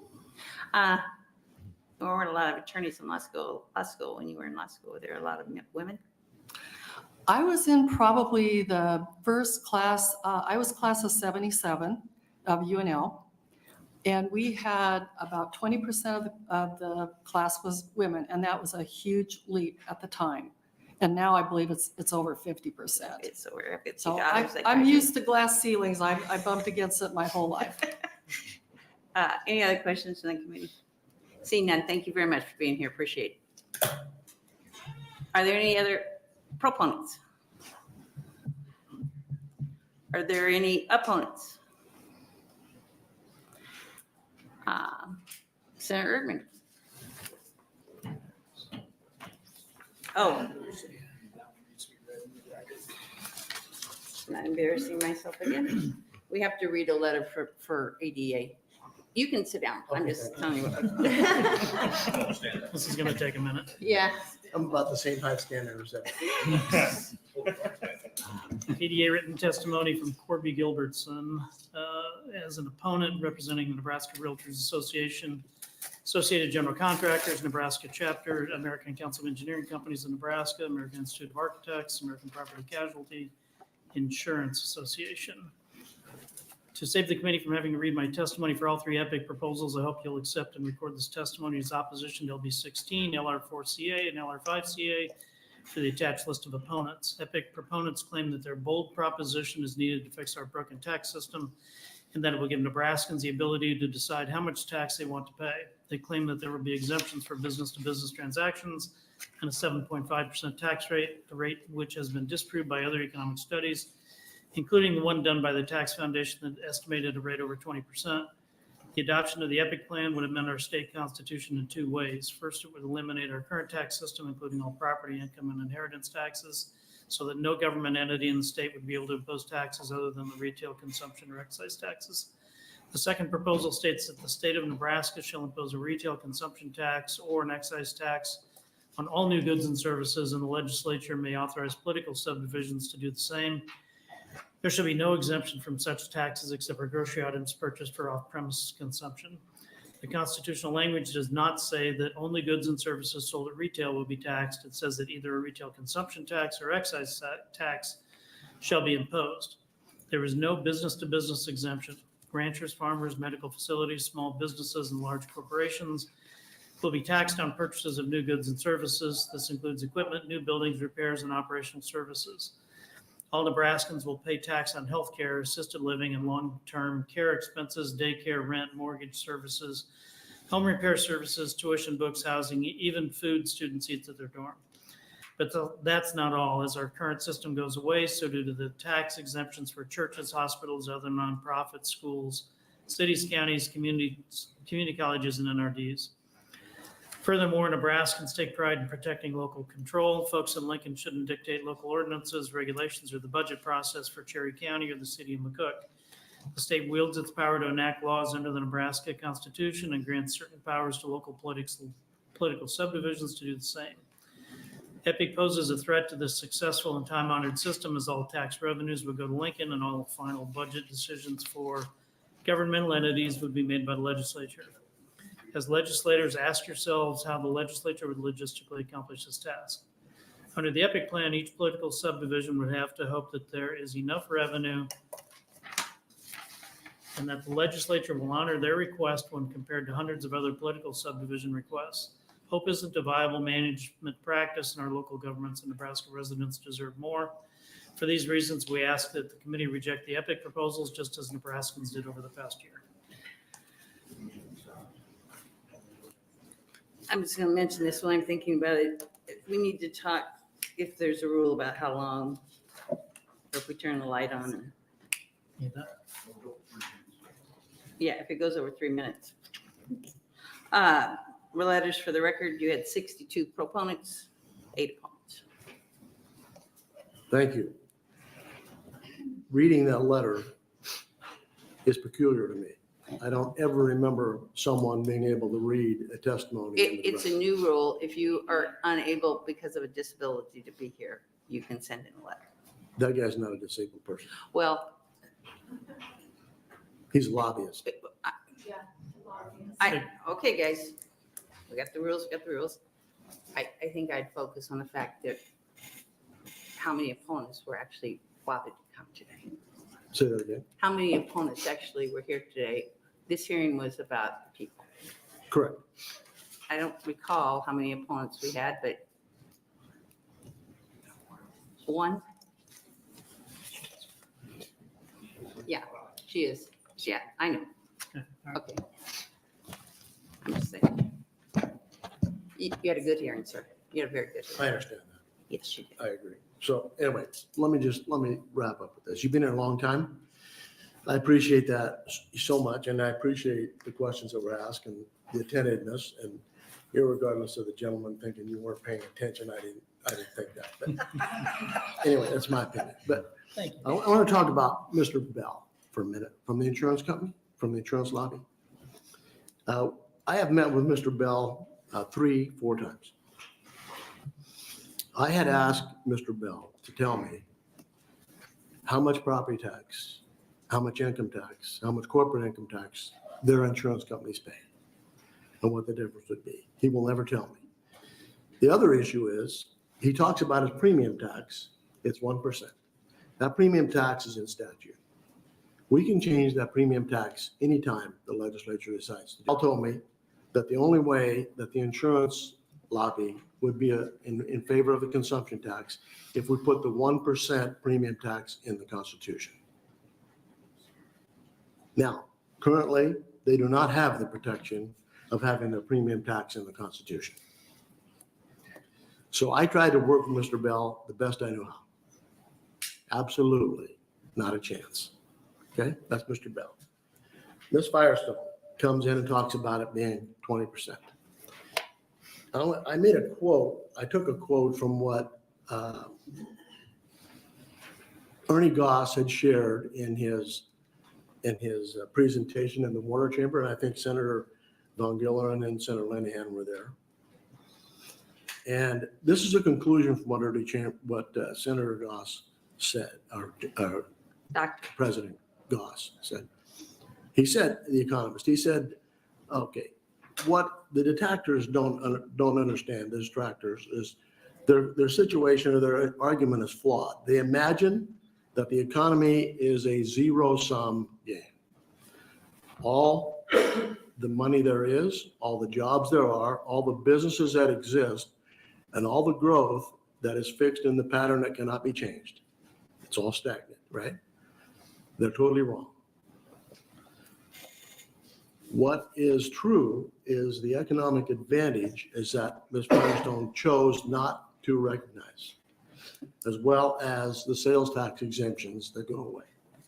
Just yesterday, this committee heard a hearing on LB1 that is going to remove numerous sales tax exemptions, well in excess of $100 million. Their study chose not to recognize any of those. We currently collect sales tax on about $50 billion, and her study showed $52 billion, so they gave us the grace to go $2 billion more. So have her to sit here and say it's 22% is totally, I will say it like it is, it's a lie, okay? And they've been fabricating that for a long time. But they have gotten the attention of people like Pete Ricketts and others with money that are opposed to the consumption tax. The reason they're opposed is because it takes away their authority to pick the winners. Chamber of Commerce and all those are the same way. So when Art Laffer was in our office a couple of years ago, he said this, because we had a chance to ask Art Laffer, how do we do this? And most of the suggestions in LR 16 came from Laffer. That was the start of our conversation. And he said, those states that don't have income tax do better when times are good, and they do far better when times are bad. Stephen Moore and Art Laffer have been traveling the United States wanting to eliminate income tax. In their opinion, income tax is aggressive, just as aggressive as property tax. But the reason you don't have people sitting here saying that is they don't know how much they pay. A gentleman told me one day, he said, I don't pay income tax. I got $1,000 back. Oh. I thought that was unusual. So I asked him, I said, when you get a chance, you got a W-2 form, right? I did. I said, okay, when you get that, you'll look at it and then report back to me how much you think you paid. Guess what? He said, oh, I guess I paid in 5,000 and they gave me 1,000 back. That's the difference between property tax and income tax. They don't know how much they pay. And so why do people move to Tennessee? Why does a gentleman live in Missouri? Why do people move to South Dakota? It's because our tax system is regressive. So the difference between a sales tax and a consumption tax is this, and it's important to remember this. A consumption tax is collected once on a new item or a service for personal use. A sales tax is collected every time something sells. So to say this is regressive for low-income people is a lie. Because currently, under our current system, if a low-income person buys a used item, do they pay sales tax? Sure, they do. Everything is taxed. Under our system, they don't pay any consumption tax on the used item. And so for that lobbyist to say that it's unconstitutional, it's very similar to when the Attorney General says a law is unconstitutional. It's his opinion. That's the same as that lobbyist's opinion. That's exactly what it is. So going forward, I would offer this. I need your help. I need your help to advance these to the floor, and then I need your help to navigate, negotiate, and revise 16 so that it accomplishes all those things that we needed to accomplish. We've never had that opportunity to have that discussion. So I would ask, if you haven't read LB 16, please do. Familiarize yourself with the school funding formula and some of the other things. If you have questions, please let me know. But I'm willing to work with this committee and the body to come to a solution that fixes the problem. And I am 100% overwhelmed by the number of people who came today. Their comments, the information they shared, and the sincerity of their conversation had to move you. It did me. Please advance these. Thank you. Thank you, Senator Erdman. With that, we call the hearing on LB 6. Oh, I'm sorry, questions. Sorry, are there any questions? Senator, all right. Thank you, Chair. I'm a little tired myself, so.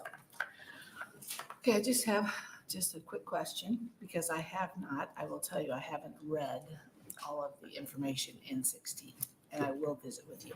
Thank you. Okay, so Ted Turner, does he just get a free ride up anybody who lives out of state? Because they really don't do anything more than just own the land? I mean, you would think somebody who lives on that land that is doing something with it, but. So Senator So Albright, I'm just saying that, is your question, does he he- would be a property tax payer? Like in Cherry County, I heard Right. it's 750,000 that he pays. What would happen in I a understand. situation like that? I understand your question. Will Ted Turner pay taxes, property tax? The answer is no. Neither will you, nor anyone else. Okay, So here's the issue with that. All right, I get this all the time. And a lady in Ogallala was paying $60,000 a year in property tax, and she had the very question you had, which is legit. And she said, so if I'm understanding it right, Ted Turner's not gonna pay any property tax? I said, that's correct. I said, neither are you. And she said, that's not right. And I said, why is it not right? She said, well, he uses our roads and he does whatever, and he should pay property tax. And I said, well, if your tax liability goes to zero, do you care if Ted Turner pays? If you don't have to? And she said, yes. And I said, maybe that's greed. So here's what's going to happen to Ted Turner. Let me tell you what's going to happen to that situation. Ted Turner is not in good health. And when he dies, his kids are going to leave that land to a trust or something that's not going to pay taxes. So then what happens? When that land goes off the tax rolls, everyone else's taxes is going to go up. So this is a situation, it's fair for one, it's fair for all. And so that's exactly what's going to happen. So people say, well, it's going to drive up the price of land because these people from outside are going to come in and buy this land because we don't have any property tax. What I've discovered, and this is the most unusual thing that I discovered when I'm trying to do this, I've met with people who have a lot of money, right? And I explain this and try to tell them what the savings would be to them in income tax and property tax. And I could never figure out why they were never interested. And then one day, one of them said something that brought it to my attention. And they said, it's deductible. It's an expense, it's deductible. And I said, really? And one said, I don't even know how much taxes I pay. Somebody does it for me. I don't care.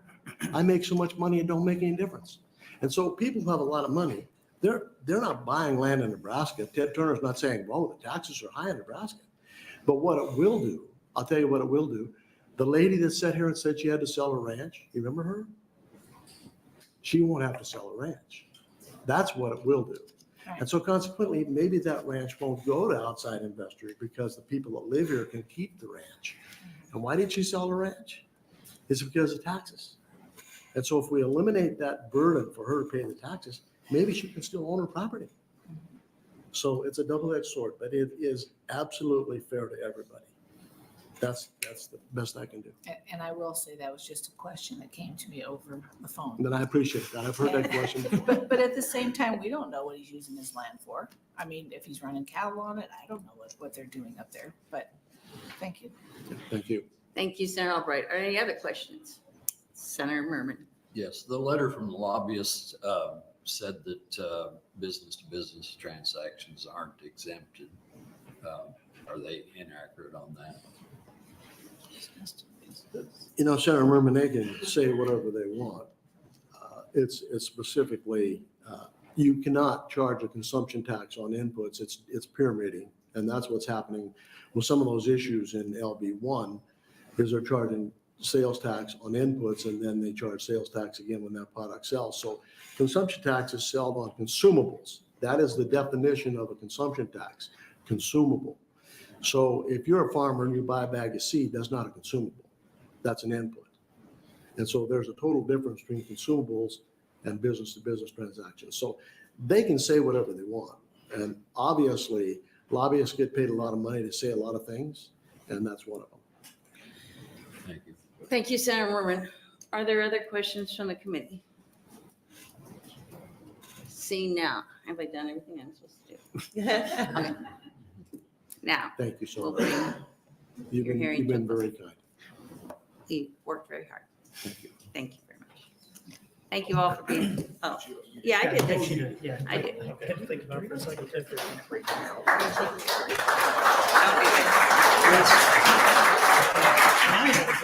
No, they can, we're done. We'll take our 30-minute break now.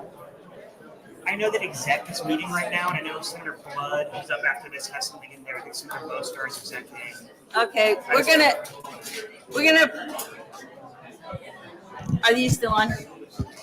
We are going to break now and we will start again at 1:15. 1:15. Unless I get told by the clerk we can't. Oh, well.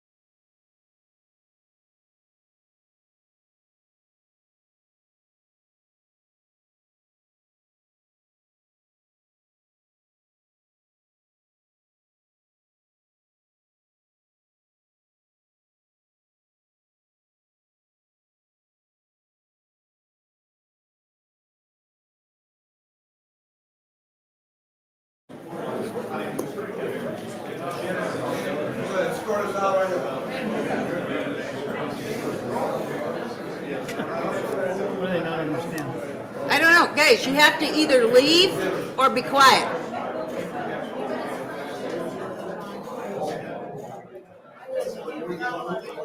Feel like a school teacher.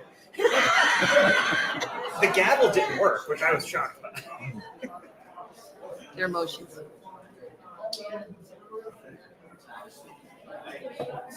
Welcome to the Revenue Committee, Senator Cavanaugh. We are now going to go to LB 22. Ready? Ready? All right. Just wait. Yes, go. Good afternoon, Chair Linehan and members of the Revenue Committee. My name is Senator John Cavanaugh, JOHN-CAVANAUGH, and I represent the 9th Legislative District in Midtown Omaha. I'm here to introduce LB 22, which would create a universal homestead exemption for the first $100,000 of taxable value.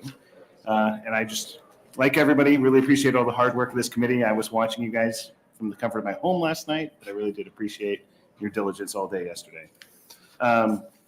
So the homestead exemption is one of the most crucial tools we have in our toolbox as a state to provide real targeted property tax relief to Nebraskans who need it most. A homestead is defined in Nebraska Revised Statute 77-3502, and to put it in layman's terms, we're talking about owner-occupied housing and that is the primary residence of a Nebraska owner. My intent with this bill is to offer this homestead exemption in addition to and not as a replacement for existing homestead exemption programs based on age, income, disability, or veteran status. I wanted to show the committee an option for targeted relief towards homeowners that would be significant for the average Nebraskan, and I wanted an option that did not give large seven-figure tax breaks to extremely wealthy landowners who don't even live here, like Ted Turner and Bill Gates. Unfortunately, the Department of Revenue didn't provide any real estimate for the fiscal impact for this bill, but that cost, at least the maximum possible cost, is knowable. More exact numbers are available, but if there's 500,000 owner-occupied homes at $100,000 and an average tax rate of about 2% would be about $1 billion. Just under 2 weeks ago, I attended a listening session along with a bipartisan group of senators to hear the concerns of Omaha and Lincoln residents about property taxes. Aside from widespread opposition to the idea of raising taxes to pay for property tax relief, we heard from a number of Nebraskans who wanted targeted relief to homeowners. The way I understand the governor's plan, the more property value you own, the larger your tax relief will be. This obviously would be beneficial to those who own a significant amount of land, but less so to homeowners who will see basic owner expenses like home repair and auto maintenance increased. So my thought process in introducing LB 22 is that if we're going to provide over $1 billion in tax relief, we should at least target it to homeowners. I'm providing you with an option, should you choose to take it, to provide targeted relief to people we are saying this session is supposed to be helping.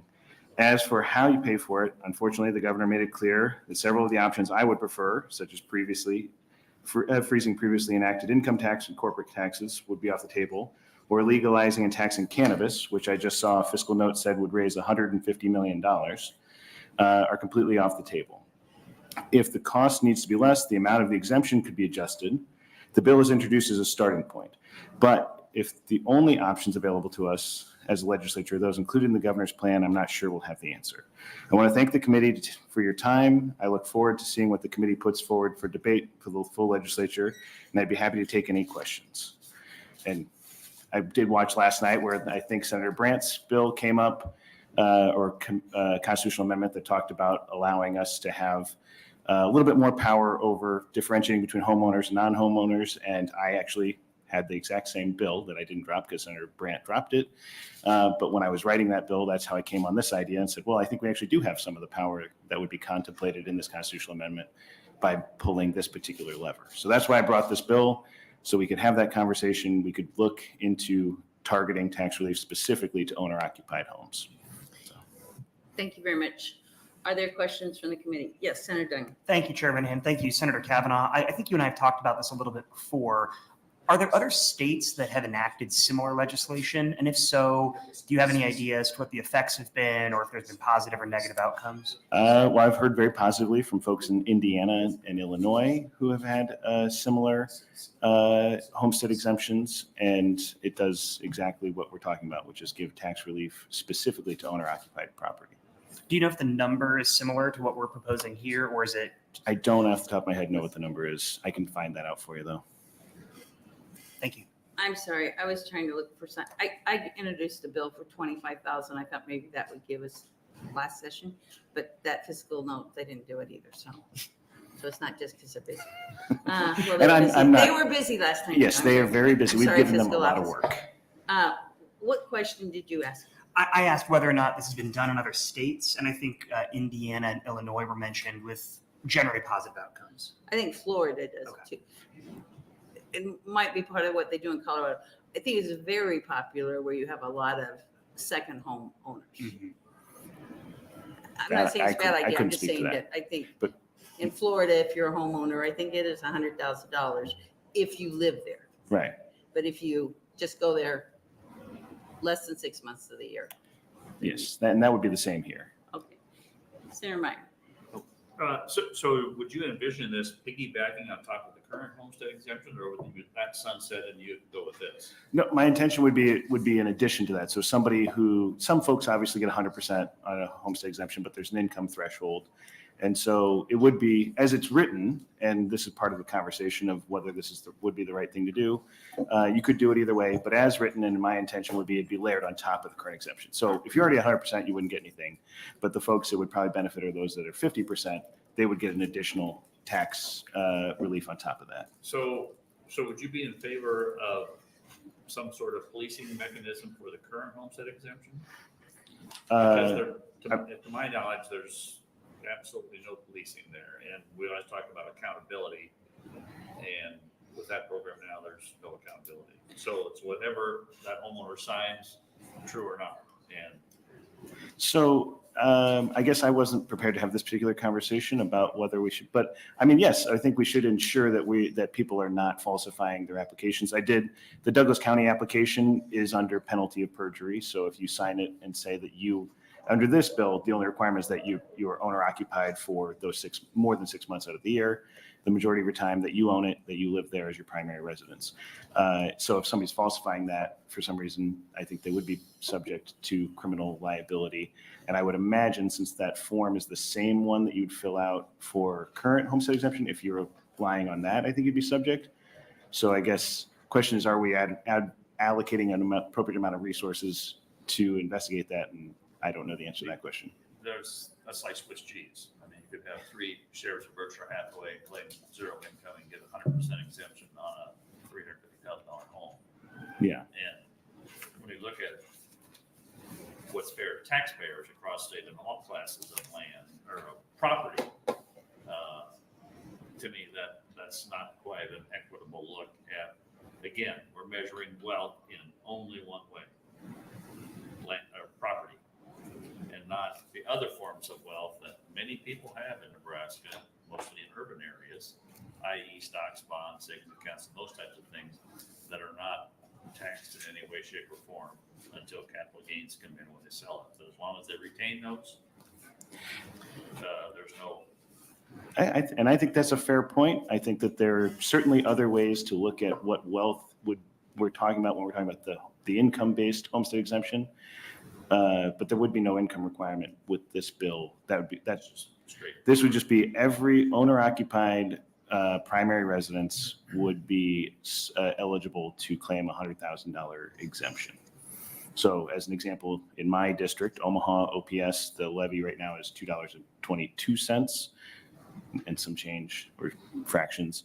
So it'd be about $2,220 in tax relief to every owner-occupied home in District 9, we'll say, in my district. And the revenue stream would be general funds.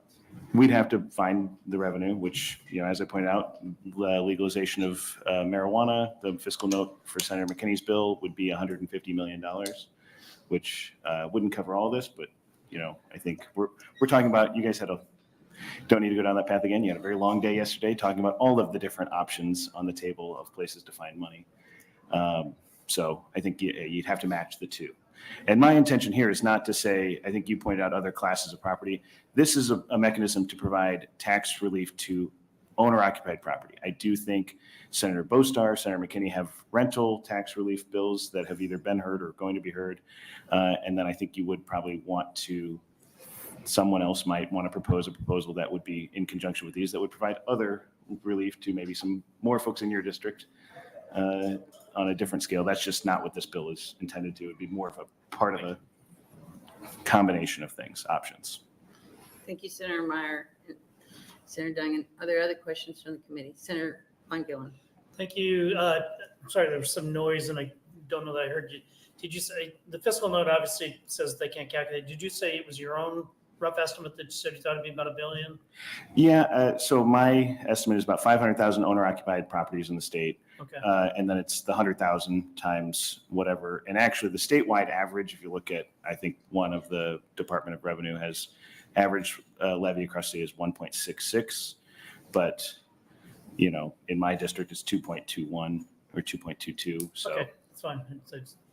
Okay. That's rough math, but. Didn't quite hear. Thank you. And then you'd also probably subtract out all of the 100% homestead exemptions that currently exist. And so there'd be some other levers to pull on that to figure out exactly the number, but Okay, thanks. Okay, now, just so we're all on the same page, so you're saying you think it would, what you think the cost would be? my estimate is, realistically, my estimate is like 880 million, if you wanted a more precise number. Okay. All right. Other questions from the committee? Seeing none, thank you. Thank you. I do, I'm glad you brought this. Are there proponents?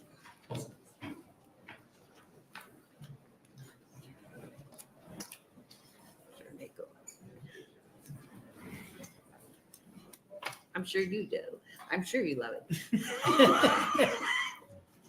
Well, it depends on how we pick up on my remarks from last night, ma'am. Good afternoon. Yes. Madam Chair, distinguished members of the Revenue Committee. My name is John Cannon, Joncannon. I'm the Executive Director of NACO, here to testify today in support of Senator Cavanaugh and LB 22. And I say support Senator Cavanaugh because I am partial to redheaded lawyers who are named John C. Our support is conditioned, however, we would like to work a few things out. We've talked about what the homestead does, and it's a great program for targeted property tax relief. Those are really the parts that we really appreciate about it the most. But on top, and Senator Cavanaugh clarified that his intent is that on top of what people are already receiving for homestead, this would be added onto it. There's probably going to be a little bit of an administrative, I don't want to say a burden, but there's probably some kinks that would need to be worked out as far as the legislation is concerned and the enabling regulations from the Department of Revenue, which can be clarified certainly through a statement of intent or something like that.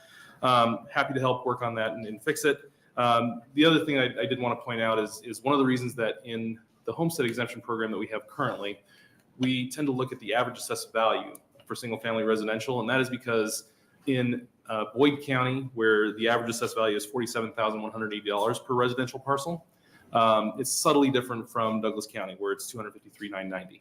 And so, to the extent that we're trying to provide property tax relief targeted to, essentially a percentage of someone's homestead, it seems like going that route might be a little bit more, probably a little bit better. And frankly, it might bring that fiscal note down a little bit, because we'd be looking in frankly, in Boyd County, when the average assessed value is 47 grand, you're not taking full advantage of the 100 grand. I mean, so a lot of the numbers that we've talked about, it's not going to be a reimbursement for a full $100,000 of value being taken off the top. And so happy to talk through the details of that. I'm happy to take any questions you may have. Thank you. Are there any questions from the committee? Sarah? Thank you, Chair. Alice.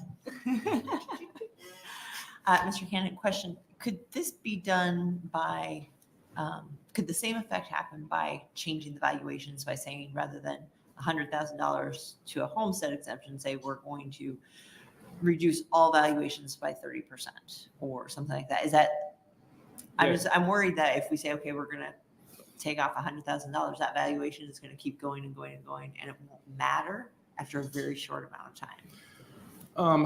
I guess it depends on the premise, and I'm not entirely certain about the premises that are lurking behind your question, Senator. So I'll go through it as best I understand it. Valuations they're going up with the market, and the market is just the market. And I've heard people say, well, the assessors pick a target, and they come up with their own values. The good news is that the county assessors across the state, they're not sitting there in a void. They're not picking numbers out of a hat. There's a certain level of oversight from at least two different state agencies that they have to worry about. So one, the property tax administrator every year reviews all the valuations in the state, and they look at it compared to what sales are doing, not just within the county, but within different market areas within the county, to make sure that those assessed values are following what we understand to be the market. Now, again, is it the most perfect way of doing it? No, because really not much more than 2% of all the property sale in any given study period. But by the same token, that's all we have. That's all the data that we really have. And so first, the property tax administrator reviews the values that are being set by every county assessor across the state for every market area that they have. Once that is done, the property tax administrator prepares a report and opinion that she sends, and I say she because for the last 20 years they've all been females. that she sends up to the Tax Equalization Review Commission, and Turk will review all this information, on a statewide basis during their annual equalization meeting. And so, if the concern is the valuations are going to keep going up and up and up, and that's just going to swallow the exemption that's there. Again, our advocacy would be for something that was a percentage of the single average assessed value for single family residential. I think that probably gets to the heart of what you're talking about. Thank you. Yes, ma'am. Thank you. Thank you, Senator Kyle. Are there other questions from the committee? Thank you very much. Thank you. Are there other proponents? Are there any opponents? Anyone wanting to testify in the neutral position? Thank you. I told you this one would be relatively painless. Oh, yes. Here you go. Oh, Lord. It's short. We have to read it. Set the timer. ADA testimony from Corby Gilbertson, representing the Nebraska Realtors Association. I'm testifying today on behalf of the Nebraska Realtors Association in support of LB 22. Since 1917, the Nebraska Realtors Association served as a voice for real estate in Nebraska. The association has more than 5,000 members that take pride in the communities in which they work, serve, and live. Further, the members have a tremendous commitment to being informed and involved in legislative and legal concerns that directly affect homeowners, property rights, and the real estate industry. For decades, property taxes have been cause for concern among Nebraska taxpayers and elected officials. Recent increases in taxes have drawn more attention to the issue, and everyone agrees that property tax relief should be a priority for the legislature. However, the form of that relief matters. The Nebraska Realtors Association has long-standing legislative principles that include the support of property tax relief so long as that relief does not result in a tax shift or have the result of a net tax increase. Yesterday, during the hearings, the proponent was asked if property tax relief could be accomplished without a tax shift. The simple answer is yes. The realtors support reasonable limitations on local and state spending in order to reduce the burden on property taxes. We recognize that the state does not assess or collect property taxes, but it does impact the need for property taxes through numerous statutory unfunded mandates. Thank you for your dedication to addressing the property tax issue. The Nebraska Realtors Association appreciates being part of the discussion. You had 3 proponents and 1 opponent. And my opponent was Open Sky. Yeah, which, I just wanted- any tax deed. Did they pick on everybody, including me? Well, I don't really have anything to add, just to kind of point, Senator Cowles, your point is well taken. I just picked 100,000 because it's kind of close to 50% of what the average assessment is. But you're right, you could do just a percentage. I more brought this because, like I said, I was thinking, we need more power. We need a constitutional amendment because we need more power to pull different levers to fix this problem. And then as I was looking at it, I said, well, we do have this power and we could use it in a different way than we're currently using it to make this change. So you're right, we could pick a percentage, we could do something, different things. And I'm open to all those suggestions. I just wanted to make sure you guys had this option in front of you and do with it as you please, I suppose. Thank you very much. Are there any other questions from the committee? Senator Merman. Yes, I forget which county that was, that the average house was 47,000. Boyd. But even statewide, and especially in that county, if you're gonna exempt the first 100,000 on houses, you're gonna put a bigger burden on agriculture. So, on that county, probably 3/4 of the houses would be exempt. Well, so the virtue of this plan is that the 47,000 would be exempted. The state would pay the county's burden. So rather than the county collecting the tax levy from that homeowner, the state would pay that tax. So that it wouldn't shift the burden. It would shift it from that taxpayer to the state. It wouldn't shift it from that taxpayer to other taxpayers. Yeah, I guess you're right with the reimbursement from the state. That's my intention. Okay, thanks. The shift would be from property taxes to income and sales taxes. Yes. Yeah. Any other questions from the committee? I do, just because I'm trying to help him as much as he irritates me occasionally. You had this idea before John Cannon suggested it last night. I did, but I did watch that with great interest. So it was introduced previously. It was introduced previously. Yes. And I did not actually talk to John until this morning, where I gave him a hard time, admittedly, about his testimony last night. Okay. Thank you very much. Thank And you. that we will stop now until 1:30.